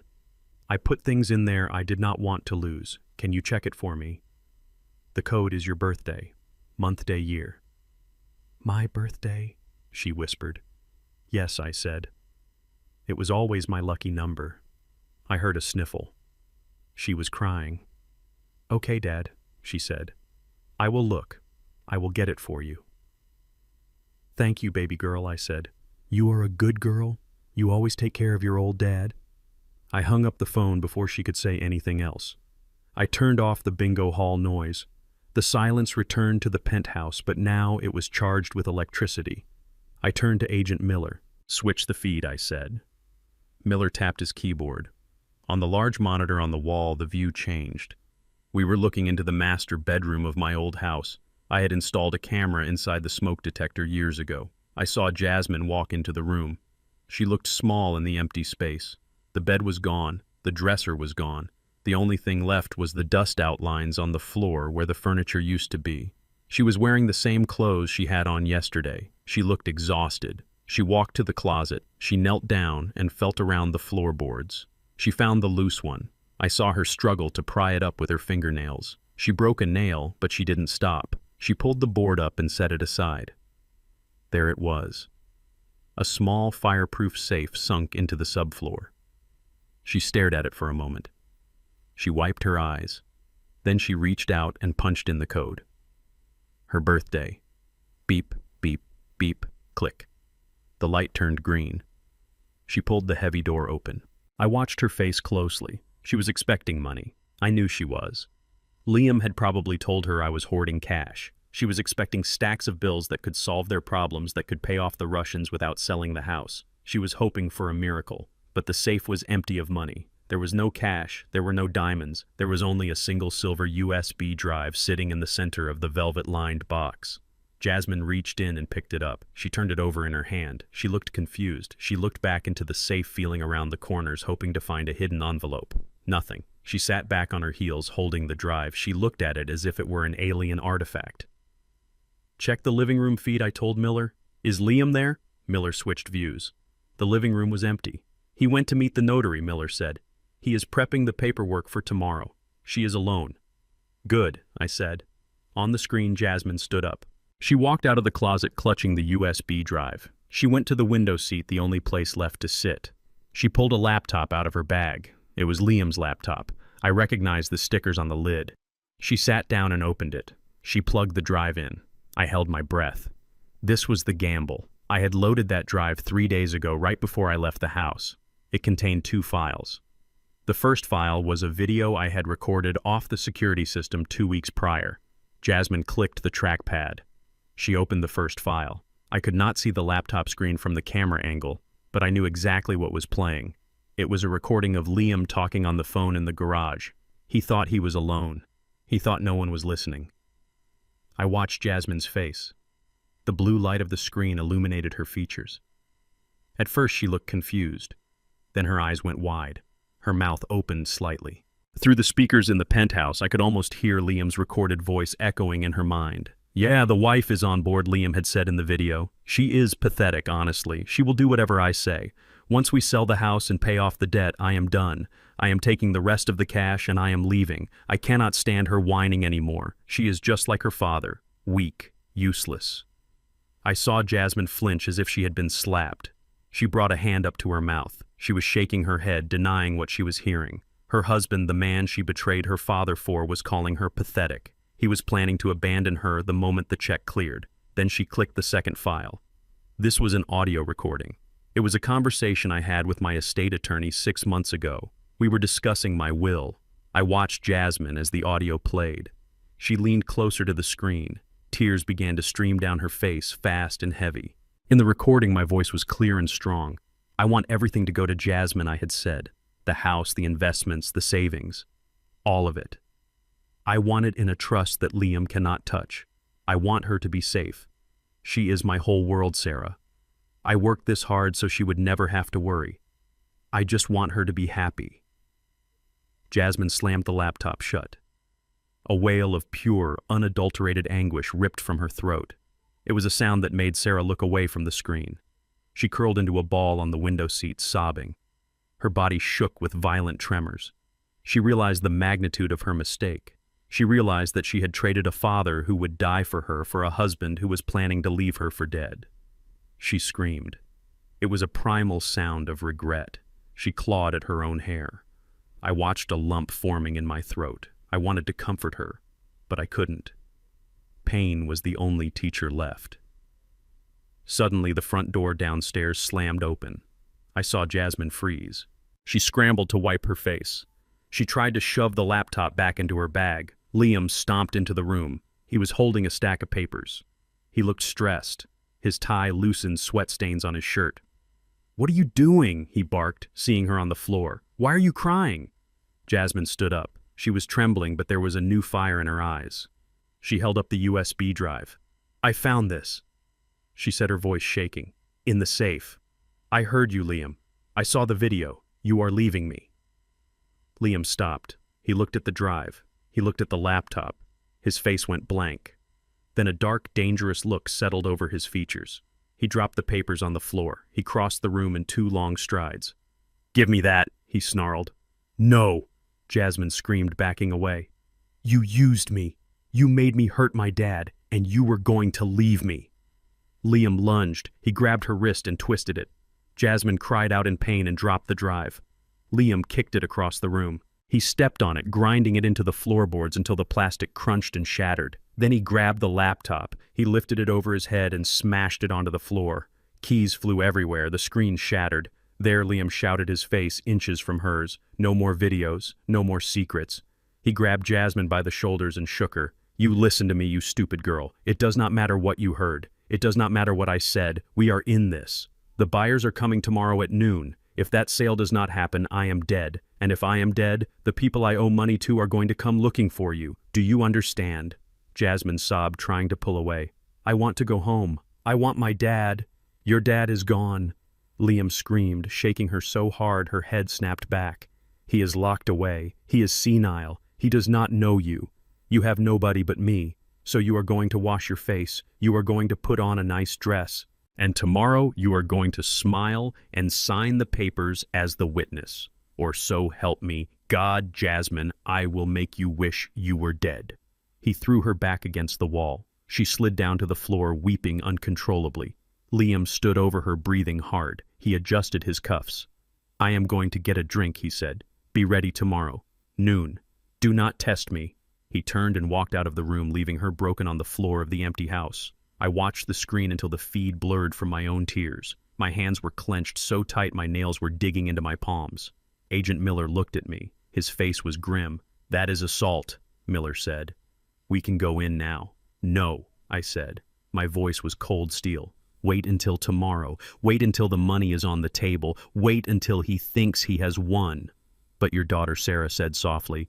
"She needs to be there," I said. "She needs to see him in handcuffs. She needs to see me walk through that door. She needs to know that her father is not weak. She needs to know that I am the one who saves her." I looked back at the screen. Jasmine was still crying, alone in the dark. "Hold on, baby girl," I whispered. "Just one more night. Daddy is coming, and I am bringing hell with me. Sunday noon arrived under a blanket of heavy gray clouds that blocked out the sun. I was sitting in my penthouse command center, my eyes glued to the monitors. Beside me, Sarah Jenkins sat with her arms crossed, her face a mask of intense concentration. Agent Miller was speaking into a headset, coordinating the tactical teams positioned 2 streets over. The air in the room was cold conditioned to a sterile chill, but on the screen the heat was rising. My empty house looked like a stage set for a tragedy. The dust motes danced in the light coming through the bare windows. In the center of the living room, Liam had set up a folding card table and 4 metal chairs. It looked pathetic against the grandeur of the Victorian woodwork. Liam was pacing. He had changed his shirt, but he was already sweating through the armpits. He kept checking his watch, then checking the window. Jasmine sat in one of the metal chairs staring at her hands.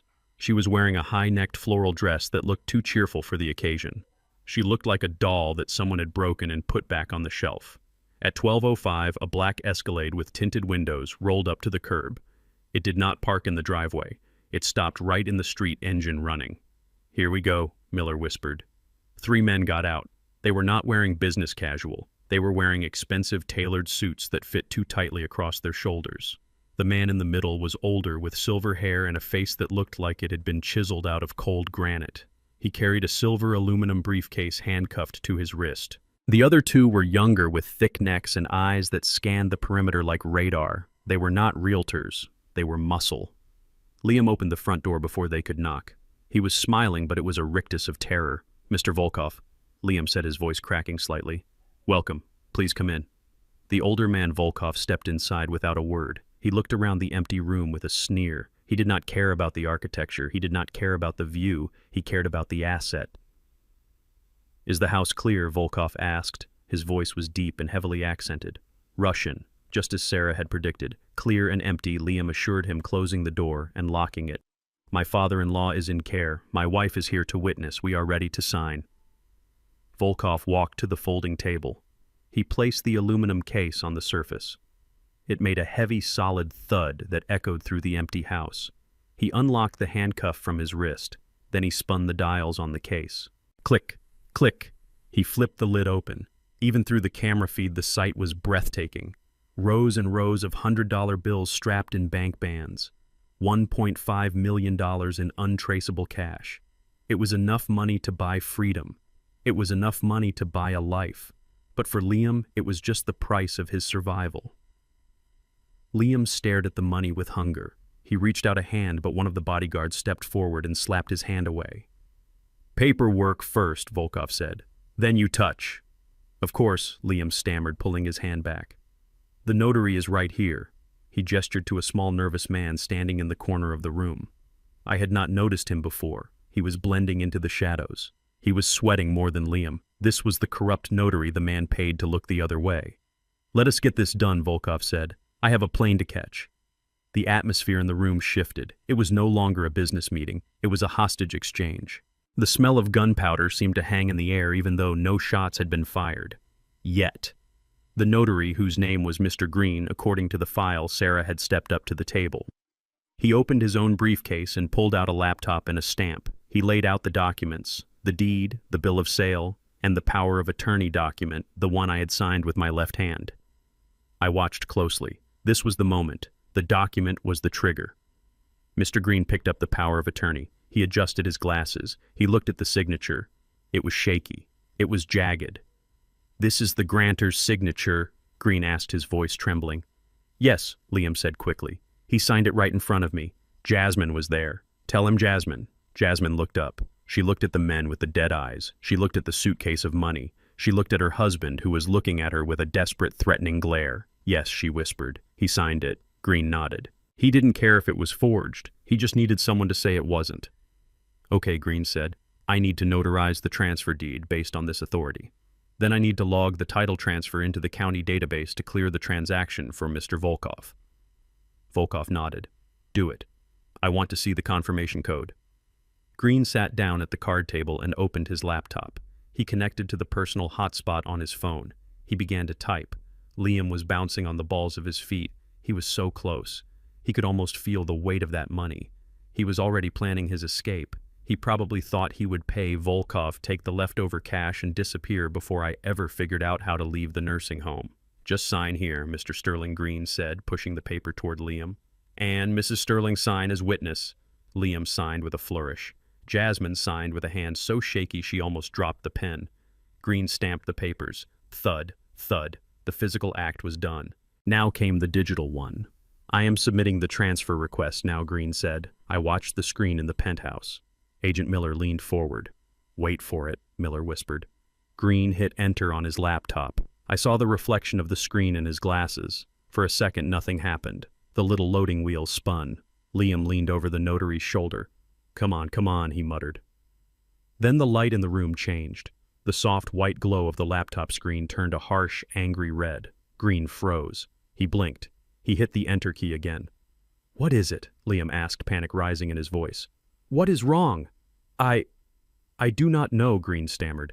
"It is an error message. Read it," Volkov commanded. Green squinted at the screen. He read the text slowly, his voice dropping to a whisper of pure terror. Status locked. Federal flag. Property frozen. FBI investigation pending. The silence that followed was absolute. It was the silence of a heart stopping. Liam stepped back. "What? That is impossible." He signed it. "It is my house." Volkov did not look at the screen. He looked at Liam. His expression did not change, which was the most terrifying thing of all. He closed the lid of the briefcase with a soft click. "Federal flag," Volkov said quietly. "FBI." Liam put his hands up. No, listen, it is a mistake. The old man, he must have messed up the paperwork years ago. It is a glitch. We can fix it. I can call the county. You said the house was clear," Volkov said. He took a step toward Liam. "You said this was a clean wash. It is. It is clean. I swear," Liam pleaded. He backed away until he hit the wall. Volkov reached into his jacket. He did not pull out a phone. He pulled out a heavy matte black pistol with a silencer attached. The bodyguards drew their weapons instantly. Jasmine screamed. She threw herself onto the floor, covering her head with her hands. Mr. Green, the notary, scrambled backward, knocking his chair over. "I am just the notary," he squealed. I did not know. Volkov pointed the gun at Liam's chest. "You set us up," Volkov said. "You brought us to a Fed trap." "No," Liam screamed, tears streaming down his face. "I didn't. I swear. It is the old man. He tricked me." "Why would he trick you?" Volkov asked. "He is senile. You said he is a vegetable." He is, Liam sobbed. "I do not know what is happening. Please, take the money back. Just leave." "We cannot leave," Volkov said. "If the flag is up, the perimeter is already compromised." He cocked the gun. "You are a liability, Liam." I looked at Agent Miller. "Now," I said. Miller spoke into his headset. "One word. Execute." The living room window exploded inward. Glass showered across the room like diamonds. A canister of tear gas flew in hissing and spinning across the floor. White smoke billowed out instantly, filling the space. "FBI, drop the weapon." The shout came from everywhere at once. The front door was rammed open with a deafening crash. Tactical agents in heavy body armor poured into the hallway. Their rifles raised their laser sights, cutting through the smoke. Volkov spun around, raising his gun toward the door. "Do not do it," an agent screamed. Volkov hesitated. He was a professional. He knew the odds. He looked at the 3 rifles pointed at his chest. He looked at the tear gas clouding his vision. He dropped the gun. "Get down! Everybody down!" The room became a chaotic swirl of motion. Agents swarmed the buyers, forcing them to the ground and zip-tying their hands behind their backs. Mr. Green was curled into a ball under the table, sobbing. Jasmine was screaming a high-pitched wail of pure terror. And Liam. Liam was standing against the wall, his hands raised, his face a mask of shock. He was looking around wildly, trying to understand how his victory lap had turned into a war zone. He looked at the broken window. He looked at the men in armor. And then he saw me. I walked through the open front door. I was not wearing my work clothes. I was wearing a bespoke navy suit, a crisp white shirt, and a silk tie. I walked past the agents who parted to let me through. The smoke swirled around my ankles. I stopped in the center of the room. I looked down at Volkov, who was being hauled to his feet. I looked at the briefcase of money on the table. Then I looked at Liam. He stared at me. He blinked, trying to clear the tear gas from his eyes. He looked like he was seeing a ghost. "Dad," he whispered. I walked up to him. I stopped 2 feet away. I was calm. I was steady. "Liam," I said. My voice cut through the noise of the room. You signed the papers," Liam stammered. "You are in the home." I raised my right hand. I held it up so he could see it clearly. I wiggled my fingers. "I am right-handed, Liam," I said. He stared at my hand.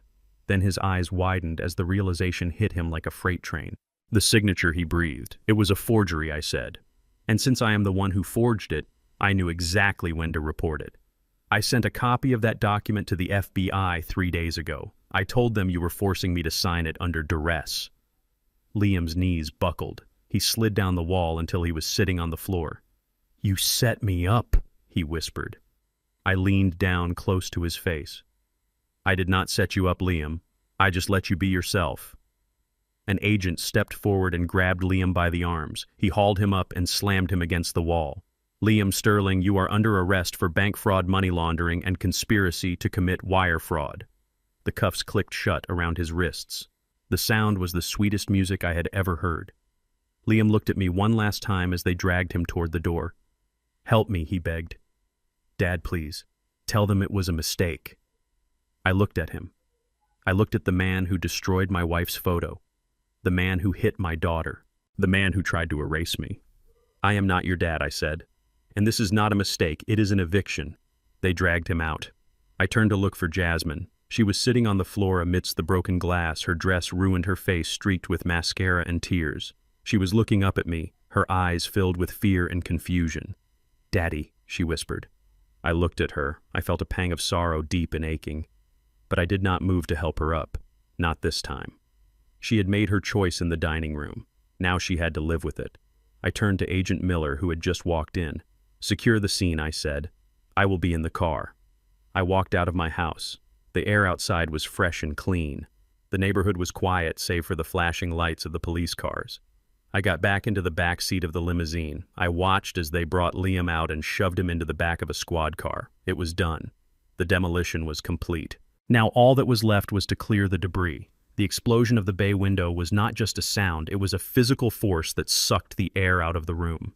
1 second, the living room was a tense standoff between a desperate gambler and a Russian hitman, and the next, it was a kaleidoscope of shattering glass and blinding light. A canister skittered across the hardwood floor, hissing like a viper and spewing thick white smoke that instantly turned the afternoon into a choking gray fog. The shouting began before the glass even hit the floor. It came from everywhere at once, a wall of sound designed to disorient and terrify. "FBI, get down on the ground. Hands where we can see them. Drop the weapon." The front door did not just open. It disintegrated off its hinges as a battering ram slammed into it. I watched from the safety of the limousine as heavily armored tactical agents poured into the breach like a flood of black water. They moved with a terrifying efficiency. There was no hesitation, no wasted movement. They were machines of justice, and they were dismantling the criminal enterprise in my living room with surgical precision. Inside the house, the chaos was absolute. Through the live feed on the tablet in my lap, I saw Volkov, the Russian professional, react with the speed of a man who had been here before. He dropped his gun immediately and raised his hands, knowing that any sudden movement would turn him into a colander. His bodyguards were not so smart. One of them tried to reach for a weapon inside his jacket and was immediately tackled by 3 agents who drove him into the floor with bone-crushing force. Liam was not a professional. He was a tourist in a war zone. He stood frozen against the wall, his mouth open in a silent scream, his eyes wide with a terror so profound it looked like madness. He did not drop to the floor. He did not raise his hands. He just stood there shaking as the world exploded around him. An agent screamed at him to get down, but Liam was paralyzed. Finally, an agent swept his legs out from under him, and he hit the floor hard, his face pressing into the same wood he had disrespected just days before. Jasmine was curled in a fetal ball under the card table, her hands over her ears, screaming a high, thin sound that cut through the shouting. Mr. Green, the corrupt notary, was trying to crawl under the sofa, sobbing and begging for mercy. The room was a swirl of smoke and laser sights. Red dots danced across the backs of the men on the floor. The air was thick with the smell of tear gas and fear. Flashbangs went off in the hallway, disorienting anyone who might have tried to run out the back. "Clear." One agent shouted, Clear, another echoed from the kitchen. Secure, bring in the containment team. The noise began to subside, replaced by the heavy breathing of the agents and the metallic click of handcuffs being tightened. I watched as they zip-tied Volkov's hands behind his back. The Russian did not struggle. He just stared at the floor, his face a mask of cold fury. He knew he had been set up. He knew someone had betrayed him. He looked at Liam, and if looks could kill, my son-in-law would have been dead right there on the floorboards. Liam was sobbing now. It was a pathetic wet sound. He was babbling, pleading with the agents. Please, I am the owner. This is my house. I was just selling my house. It is a mistake. Agent Miller's voice came over my earpiece. Mr. Ross, the scene is secure. You are clear to enter. I took a deep breath. I adjusted my cuffs. I checked my tie in the rear-view mirror. I did not look like the man who had been thrown out of his own house 3 days ago. I looked like the man who owned the building. I opened the car door and stepped out onto the pavement. The air smelled of cordite and ozone. Neighbors were coming out onto their porches, staring at the spectacle. Police lights flashed blue and red, painting the street in a strobe of emergency. I walked up the driveway, my steps measured and calm. I walked past the crushed hydrangeas. I walked past the splintered remains of my front door. I stepped over the threshold and into the smoke. The living room was a wreck. Furniture was overturned. Glass crunched under the soles of my Italian leather shoes. The smoke was starting to clear, drifting out through the broken window in lazy tendrils. The agents parted for me. They knew who I was. They stood at attention as I walked into the center of the room. I stopped. I looked down. At my feet lay the men who had come to steal my legacy. Volkov looked up at me. His eyes narrowed. He recognized the look of a man in charge. He gave me a slight, almost respectful nod. He knew he had been outplayed. Then I looked at the corner. Liam was on his knees, his hands cuffed behind his back. An agent had a hand on his shoulder, keeping him down. His face was streaked with tears and snot. His expensive suit was covered in dust.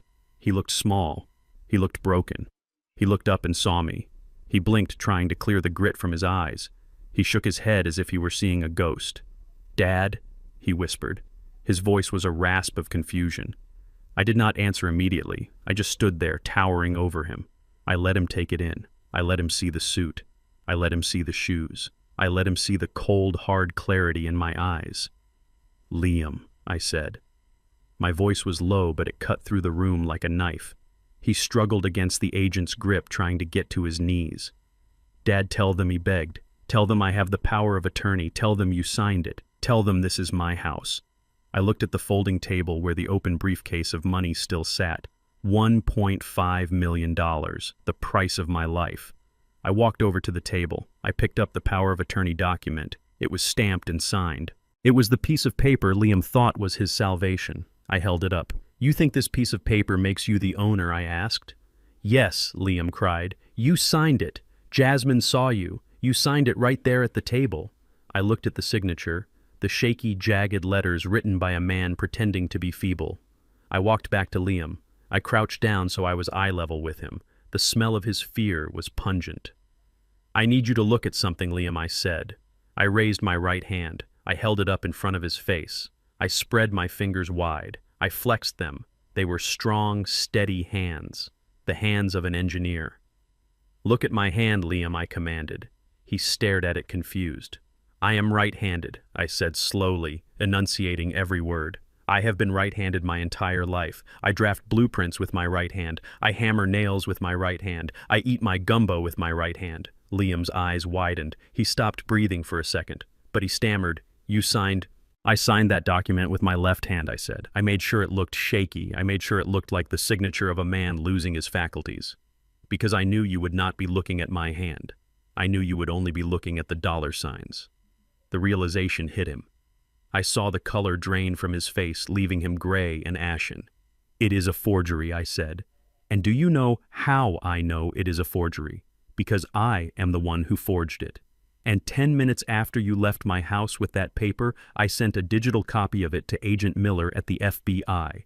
I filed an affidavit stating that I was signing it under duress and that it was invalid." Liam gasped. He looked like he had been punched in the gut. "You set me up," he wheezed. I stood up and brushed a speck of dust from my lapel. "I did not set you up, Liam," I said coldly. "I tested you. I gave you a choice. I sat at that table, and I gave you every opportunity to do the right thing. I gave you a chance to be a man. But you chose to be a thief. You chose to rob an old man because you thought he was weak. You are supposed to be senile," Liam stuttered. "You are supposed to be in the home." "I am not senile," I said. "I am a structural engineer. I know how to spot a crack in the foundation. And you, Liam, are the biggest crack this family has ever seen." I turned to Agent Miller. "This document is the evidence of wire fraud and bank fraud," I said, handing him the paper. "He tried to use a known invalid instrument to facilitate a money laundering transaction. We have it recorded." Mr. Ross Miller said, pocketing the document. "We have the bank attempt from yesterday, too.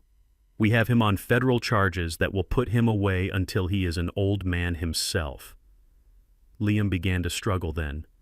The reality of his future was crashing down on him. The Russian mob wanted him dead. The FBI wanted him in prison. He had nowhere to go. "Dad, please," he screamed, thrashing against the cuffs. "I am family. I am your son. I am—" "You cannot let them take me. They will kill me in there." I looked down at him with zero pity. "You are not my son," I said. "My son would never treat a woman the way you treated my daughter. My son would never destroy my wife's picture. My son would never try to erase me." I nodded to the agents. "Get him out of my house." 2 agents grabbed Liam under the arms and hauled him to his feet. He was dead weight. He was weeping openly now, snot running down his face, begging, pleading, calling out for Jasmine. "Jasmine, tell him. Tell him we did it for him." I watched as they dragged him toward the door. He dug his heels into the floor trying to stay, but he was no match for the federal agents. They hauled him through the broken door frame and out into the harsh light of day. I listened to his screams fade as they shoved him into the back of a squad car. "Good riddance," I whispered. I turned back to the room. The silence was returning. The smoke was gone. The only sound was the soft weeping of my daughter. Jasmine was still on the floor amidst the broken glass. She had not moved. She had not looked up when Liam called her name. She was staring at my shoes. She looked broken. Her floral dress was torn. Her hair was a mess. She looked like a child who had been lost in the woods for days. "Daddy," she whispered. Her voice was so small I almost didn't hear it. I looked at her. My heart ached. This was my baby girl. The girl I had built this house for. The girl I had tried to protect from the world. But she was also the woman who had stood by while her husband threw me to the floor. She was the woman who had lied about the contract. She was the woman who had searched my safe hoping to find money to save herself. I took a step toward her. She flinched as if she expected me to hit her. That flinch hurt more than anything Liam had done. "Get up, Jasmine," I said. My voice was not angry, but it was not warm. It was tired. She looked up at me, her eyes were swollen. She reached out a hand toward me. "Daddy, I am so sorry," she sobbed. "I was scared. He said he would hurt me. He said—" "I know what he said," I interrupted her. "I heard the tapes, Jasmine. I saw the videos. I know you were scared." "Then you forgive me?" she asked, hope blooming in her eyes. "You will help me?" I looked at her hand. I did not take it. "I saved you, Jasmine," I said. "He is gone. He is going to prison. You are safe now. The Russians cannot touch you." "But I need you," she cried. "I have nothing. He spent all our money. I have nowhere to go." I looked around the room. I looked at the walls I had painted. I looked at the floor I had laid. "You made a choice, Jasmine," I said. "When you sat at that dining table and read that contract, you made a choice. You chose him. You chose the lie." "But I had to," she pleaded. "No," I said firmly. "You didn't. You could have told me. You could have whispered the truth. You could have blinked. You could have done anything to warn me. But you didn't. You helped him load the gun." I walked over to the window and looked out at the police cars. "I am not pressing charges against you, Jasmine," I said. "The FBI knows you were coerced. You are not going to prison." "Thank you," she wept. "Oh, thank you, Daddy. Can we stay here? Can we fix this?" I turned back to her. No, I said. She froze. What? This house? I said, looking at the high ceilings. This house is tainted. I cannot live here anymore. Not after this. And neither can you. What do you mean? She asked. I already transferred the deed, I said. This morning, before the raid, I donated the property. Donated it, she whispered. To who? To the Lucille Ross Scholarship Fund, I said. It is a non-profit I set up in your mother's name. This house will be sold, and the proceeds will go to send underprivileged kids to engineering school. Kids who know the value of hard work. Kids who would never steal from their parents. Jasmine stared at me in shock. You gave away my inheritance. It was never your inheritance, I said. It was my legacy. And you proved you could not carry it. But where will I live? She asked, her voice rising in panic. I have no money. I have no job. I reached into my pocket. I pulled out a small white envelope. I walked over and placed it on the table next to the briefcase of cash that was being tagged as evidence. In there is the contact information for a women's shelter downtown, I said. They have a job placement program. They help victims of domestic abuse get back on their feet. And there is a prepaid debit card with $500 on it. $500, she gasped. That won't even pay for a hotel. It is enough for food and a few nights at a hostel, I said. It is a start. It is more than I had when I started building this life. Daddy, please, she begged, grabbing the hem of my pants. Do not do this. I am your daughter. I looked down at her. I felt the tears pricking my eyes, but I did not let them fall. You are an adult, Jasmine, I said, gently pulling my leg away. And it is time you learned how to survive without a safety net. I love you enough to let you save yourself. I turned and walked toward the door. Daddy, wait, she screamed. Do not leave me here. I stopped at the threshold. I looked back one last time. The police will give you a ride to the shelter, I said. I walked out of the house and down the steps. The sun had finally broken through the clouds. It was bright and warm. I walked past the police cars, past the neighbors, past the wreckage of my past life. I got back into the limousine. Where to? Mr. Ross, the driver asked. The office, I said. I have a scholarship fund to manage. And I think I want to buy a condo, something small, something with a view. The car pulled away. I did not look back. I had lost a house, and I had lost a daughter. But as I watched the city skyline approach, I realized I had regained something much more valuable. I had regained my dignity, and that was something no one could ever sell. The waiting room of Sarah Jenkins' law firm was quiet, a stark contrast to the violence and noise of the raid just 24 hours earlier. I sat in a high-back leather chair staring at the abstract painting on the wall. It was a chaotic mess of red and black lines, much like the last few days of my life. My hands were folded in my lap. They were steady. The trembling had stopped the moment I saw Liam in handcuffs. Now there was only a cold, heavy stone in my chest where my heart used to be. Sarah sat across from me, tapping a silver pen against her notepad. She is here, Clinton, Sarah said softly. The receptionist just buzzed her up. I nodded. Send her in. I had arranged this meeting. I had posted her bail, not because I forgave her, but because I needed to look her in the eye one last time without the chaos of a crime scene around us. I needed to finish this properly. The heavy oak door opened. Jasmine walked in. She looked like a ghost of the woman she used to be. Her hair was matted and pulled back in a messy bun. She was wearing a gray tracksuit that looked 2 sizes too big. Her eyes were swollen, red-rimmed, and darting around the room like a trapped animal. She did not look at Sarah. She looked straight at me. Daddy, she breathed. She crossed the room in 3 quick strides and threw herself at my feet. She grabbed my hands, burying her face in my palms. Her tears were hot and wet. I am so sorry, she sobbed. I am so sorry, Daddy. Please, you have to believe me. I did not know it would go that far. I was so scared. He made me do it. I looked down at the top of her head. I remembered braiding that hair when she was 6 years old. I remembered the smell of her baby shampoo. I felt a phantom ache in my arms, a longing to pull her up and tell her everything was going to be all right. To tell her that I would fix it just like I fixed her scraped knees and her broken toys.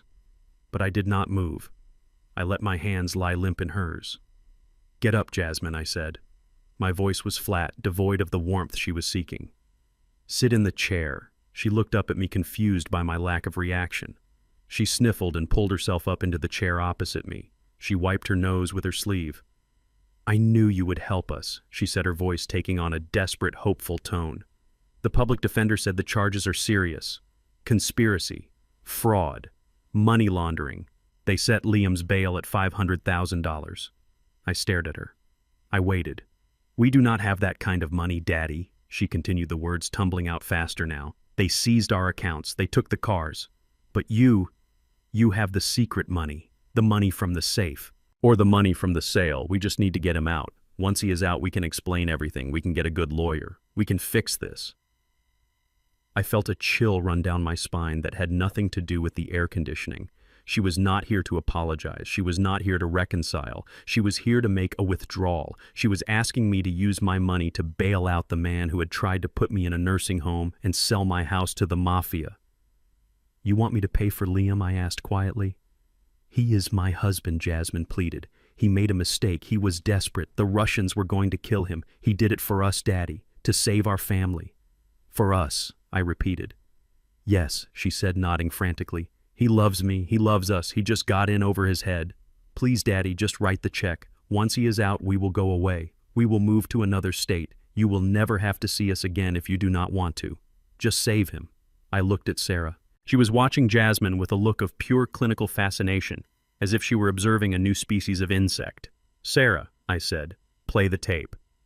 Sarah opened her laptop. She clicked a file. Jasmine frowned. What tape? The audio filled the room. It was crisp and clear, recorded by the high-fidelity microphone I had hidden in the centerpiece of the dining room table on the night of the gumbo dinner. The sound of silverware clinking against china. Liam's smooth fake voice. Read it to your dad so he feels comfortable. Then Jasmine's voice, trembling but clear. It says that the proceeds from the sale will be deposited directly into Clinton Ross's personal savings account for his exclusive use and benefit. I watched Jasmine's face as the recording played. The color drained from her cheeks, leaving her ashen. She stopped breathing. Sarah stopped the recording. The silence that followed was heavier than the one before. I leaned forward. Clause 4, I said. Jasmine opened her mouth, but no sound came out. Clause 4 of the document Liam gave me stated clearly that the money would go to the Sterling Family Trust, I said.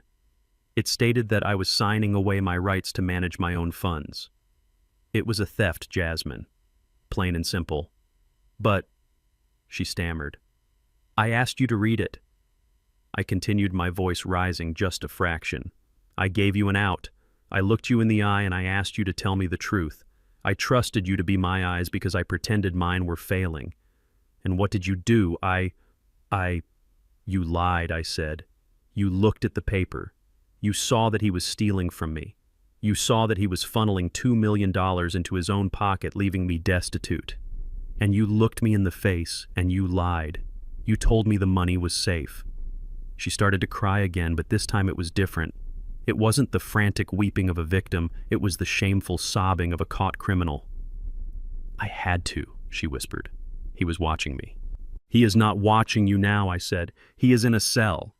And you are here asking me to pay to get him out. I stood up.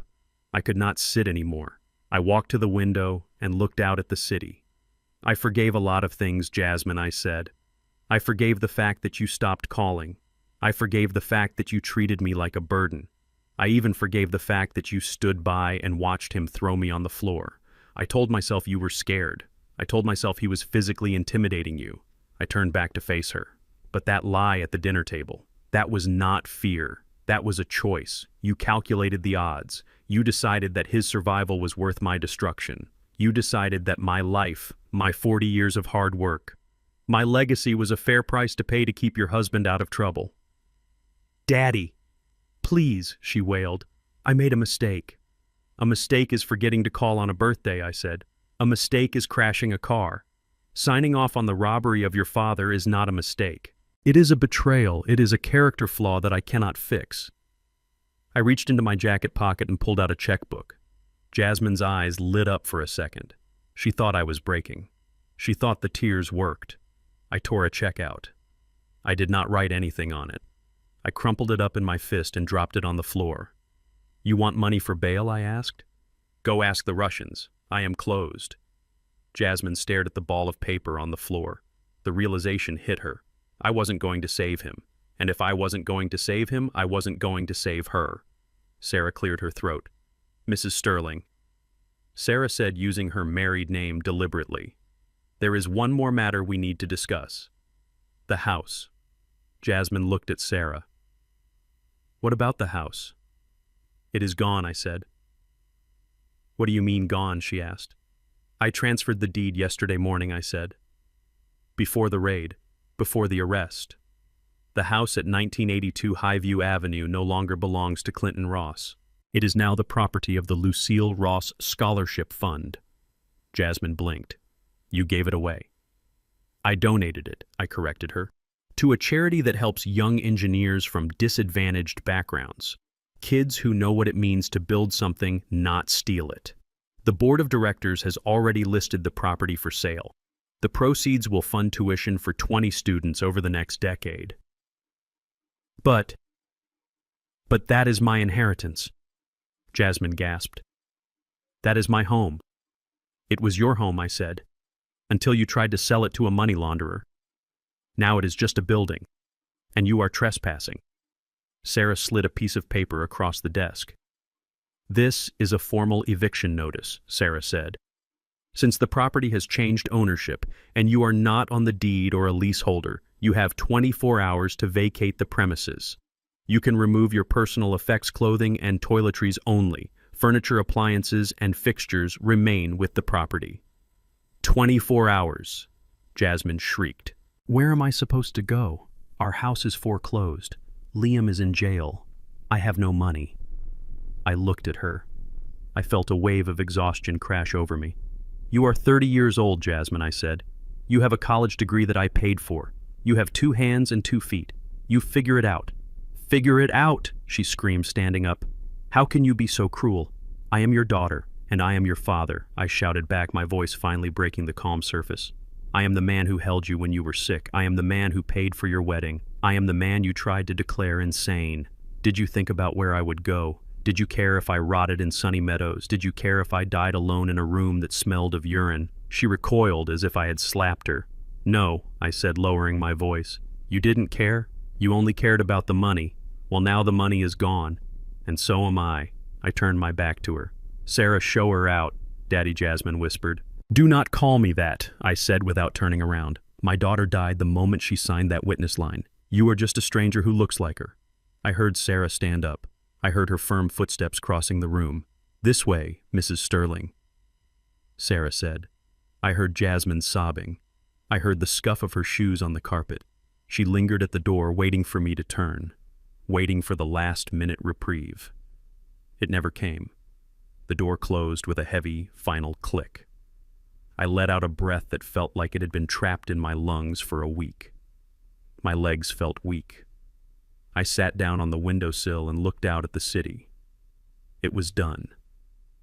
I had cut the cord. It was the hardest thing I had ever done, harder than burying my wife, harder than any job site injury. But it was necessary. Sometimes you have to amputate a limb to save the body. Sarah walked back into the room. She stood beside me. Are you okay, Clinton? She asked. No, I said honestly.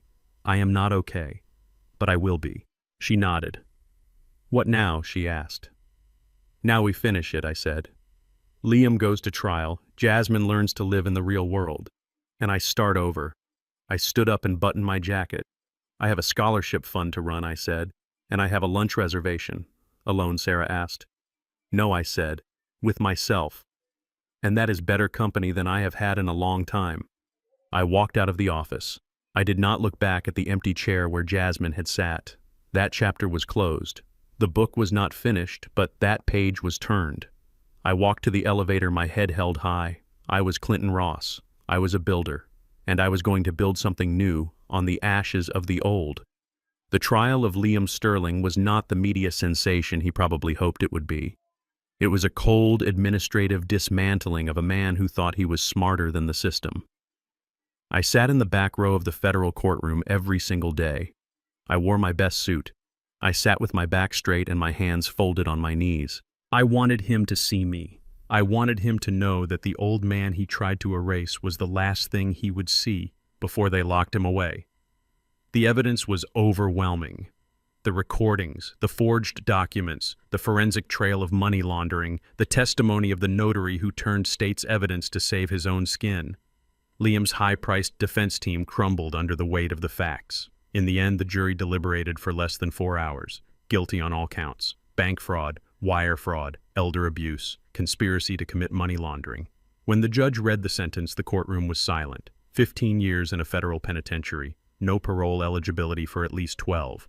Liam did not cry this time. He just slumped in his chair like a marionette whose strings had been cut. The arrogance was gone. The charm was gone. All that was left was a terrified man realizing his life was over. But the real sentence was not delivered by the judge. As the marshals hauled Liam up to take him away, he turned to look at the gallery one last time. He was looking for someone to save him.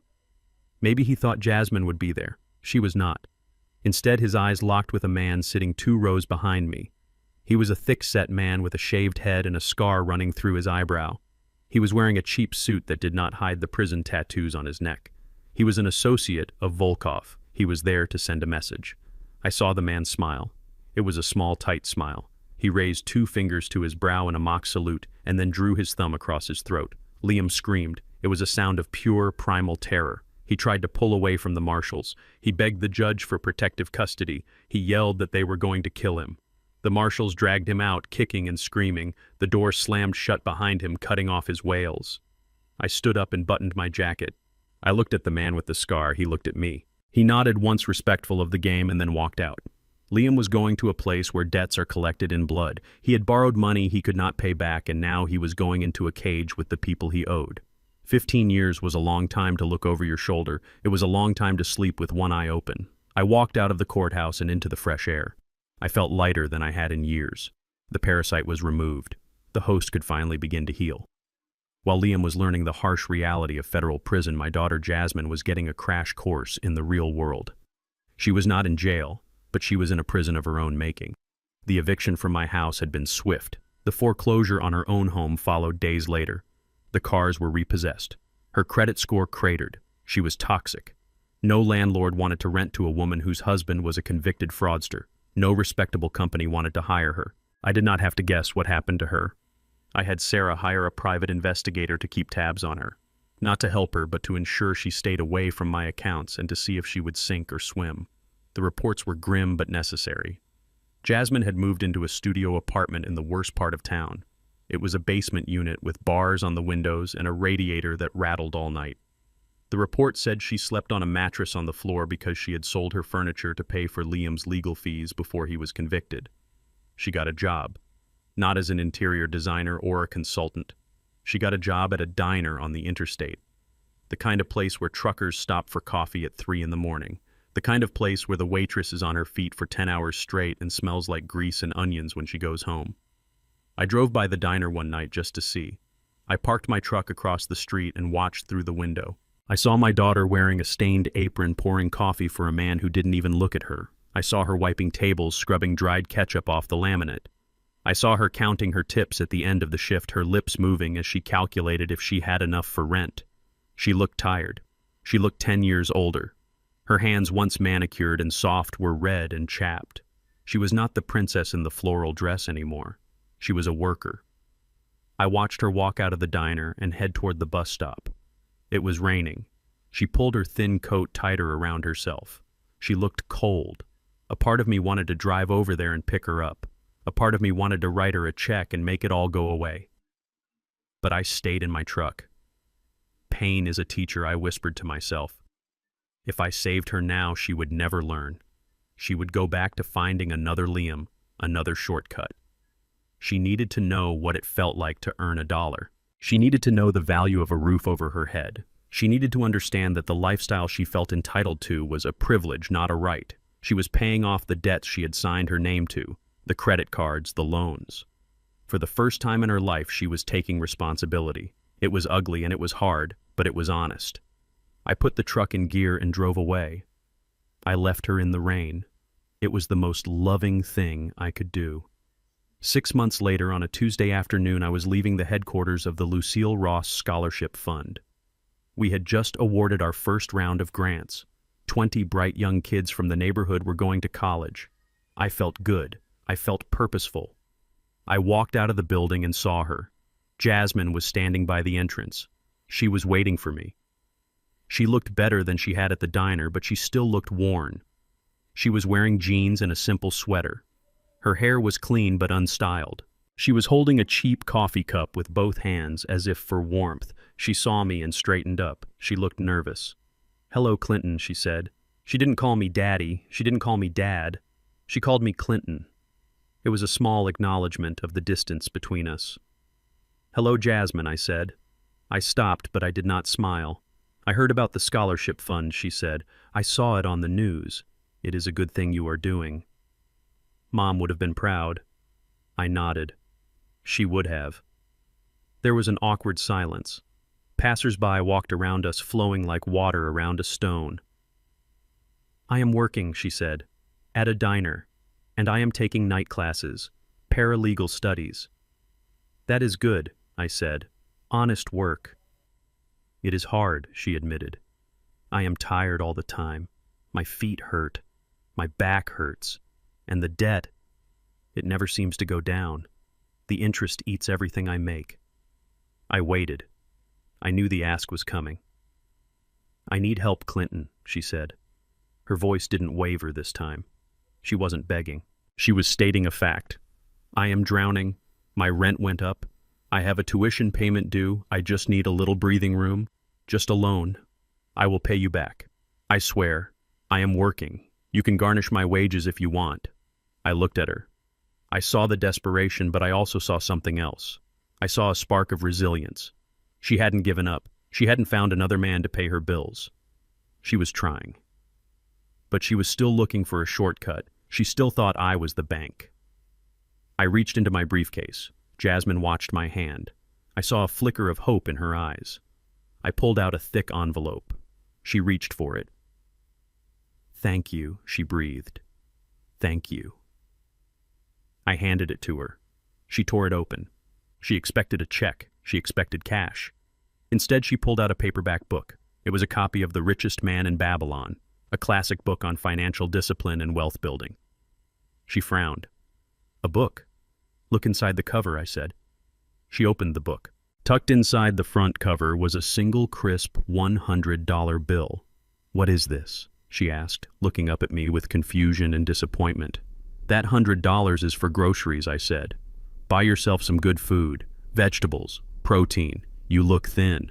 "And the book?" she asked, holding it up like it was a joke. "The book is the loan," I said. "That book taught me how to build a fortune from nothing. It taught me that a part of all I earn is mine to keep. It taught me that gold slips away from the man who invests it in businesses or purposes with which he is not familiar." I stepped closer to her. "You do not need my money, Jasmine. If I give you money, you will just pay a bill and be back here next month. You need to change how you think. You need to understand that wealth is not what you spend, it is what you keep. Read the book. Apply it." "But this won't pay my rent," she said, her voice rising. "No," I agreed. "Your work pays your rent. That book tells you how to make sure you never have to worry about rent again." I closed my briefcase. "I am not your safety net anymore, Jasmine," I said. "I am just a man, you know. If you want to talk about the book after you read it, call my secretary and make an appointment. But do not come here asking for handouts." I walked past her. "Clinton, wait," she called out. I stopped and turned. "Is that it?" she asked. "Is that all I get?" I looked at the woman who had tried to sell my home to criminals. I looked at the daughter who had lied to my face. "You got $100 in the secret to wealth," I said. "That is a lot more than Liam got." I turned and walked to my car. I watched her in the rearview mirror as I drove away. She was standing on the sidewalk holding the book and the bill. She looked angry, she looked disappointed, but she put the money in her pocket, and she put the book in her bag. She didn't throw it away. That was progress. I drove toward my condo. The sun was setting over the city, painting the sky in shades of purple and gold. I was alone. My house was gone. My family was shattered. But I was free. I had protected my legacy. I had served justice. And I had planted a seed. Whether that seed would grow in the rocky soil of Jasmine's life was up to her. I had done my job, I was retired, and for the first time in a long time, I was looking forward to tomorrow. The applause sounded like rain on a tin roof. It was a clean, honest sound. I stood on the stage of the university auditorium, the stage lights blinding me just enough to hide the moisture in my eyes. 1 year had passed since the FBI raided my home. 1 year since I watched my son-in-law dragged away in handcuffs. 1 year since I evicted my daughter from my life. I looked out at the sea of faces. There were 500 people in the room. Faculty members, local politicians, and engineering students. They were not looking at a senile old man. They were not looking at a mark to be grifted. They were looking at Clinton Ross, the founder of the Lucille Ross Scholarship Fund. The Dean of Engineering. A woman with a firm handshake and a no-nonsense attitude stepped up to the microphone. "It is my honor," she said, her voice echoing through the hall, "to present the Community Pillar Award to a man who has turned personal success into public opportunity. Through his generosity, 20 students from underrepresented communities are starting their engineering degrees this fall, fully funded. Ladies and gentlemen, Mr. Clinton Ross." I walked to the podium. My legs were strong. I did not need a cane. I did not need assistance. I wore my best suit, the charcoal one Lucille had picked out for me years ago. I placed my hands on the lectern. They were the hands of a worker, calloused and scarred but steady. "Thank you," I said. My voice was deep and resonant. I did not prepare a speech. I did not need one. I looked at the front row where the 20 scholarship recipients sat. They were young. They looked nervous. Some of them wore suits that did not quite fit, probably bought at a thrift store just for tonight. I recognized that look. I recognized the hunger in their eyes, the desire to build something, the fear that they did not belong.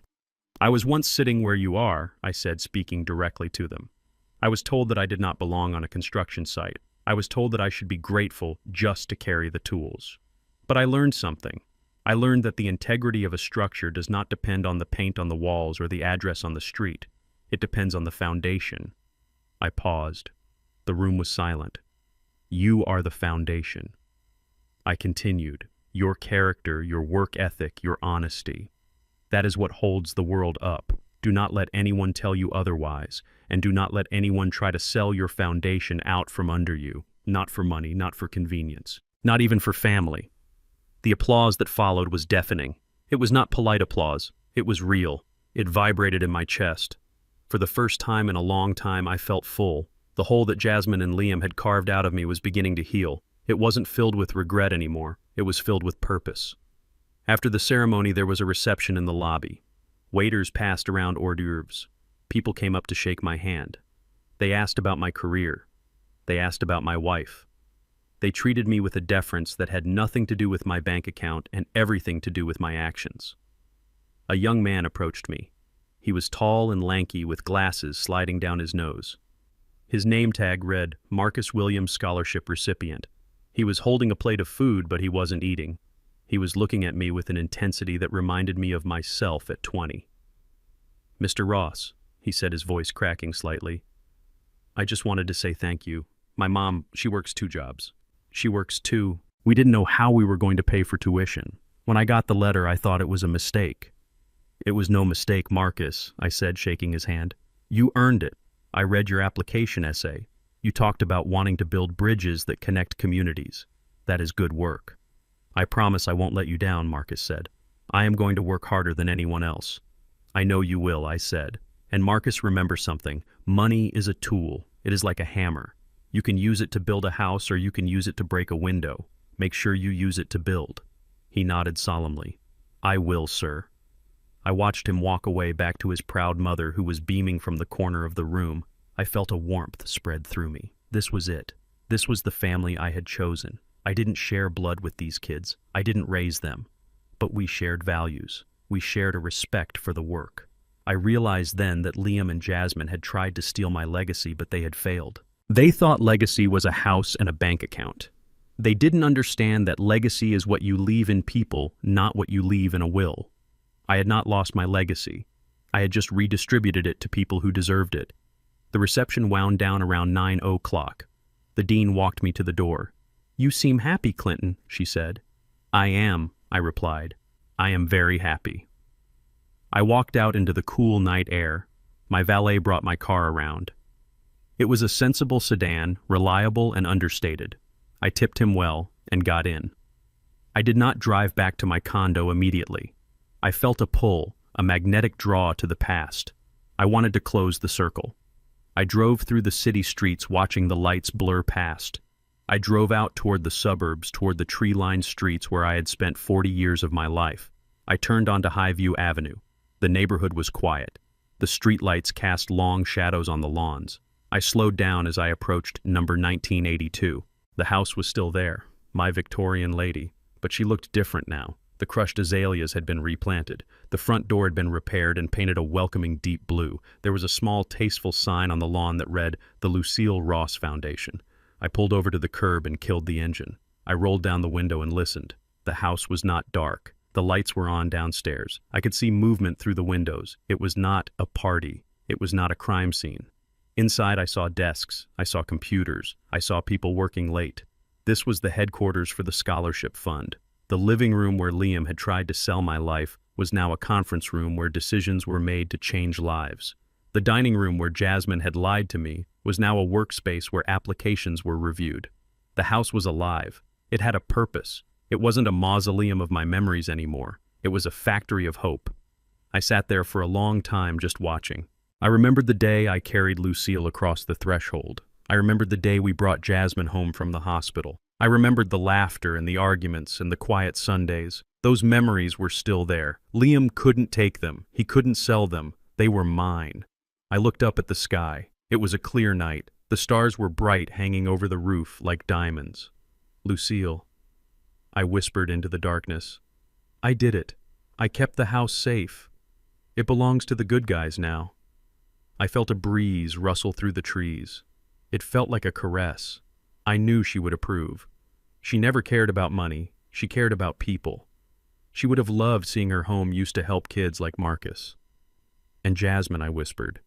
"I taught her the hardest lesson of all. I hope she learns it, Lucy. I hope she finds her way. But I cannot carry her anymore." I felt a tear slide down my cheek. It was not a tear of grief. It was a tear of release. I had let go of the burden of saving everyone. I had learned that I mattered too. I looked at my hands resting on the steering wheel. They were old hands, spotted with age, scarred from work, but they were free. I had almost let them convince me that I was done, that I was a piece of furniture to be moved aside, that my value was only in what I could provide for others. But tonight, standing on that stage, I knew the truth. My value was in my resilience. My value was in my integrity. My value was in my ability to stand up when everyone expected me to fall down. I put the car in gear. I took one last look at the house. "Goodbye, old girl," I said. "You are in good hands." I drove away. I drove back toward the city, toward my condo, with the view toward my new life. I have a meeting tomorrow with the board. We are planning to expand the program. I have a lunch date with Sarah Jenkins, and next week I am going fishing. Just me and the quiet. My name is Clinton Ross. I am 69 years old. I have lost a lot, but I have kept what matters. If you are listening to this and you feel like you are being pushed aside, like you are being underestimated because of your age or your kindness or your silence, listen to me. Do not let them write your story. Do not sign the paper. Do not get in the van. You are the architect of your own life. You built the foundation, and you have the right to defend it. Stand your ground. Watch the details. And when they come for you, make sure you are ready to show them exactly who you are. Thank you for listening to my story. If you enjoyed it, please like and subscribe. And remember, the strongest lock on your property is your own self-worth. Good night.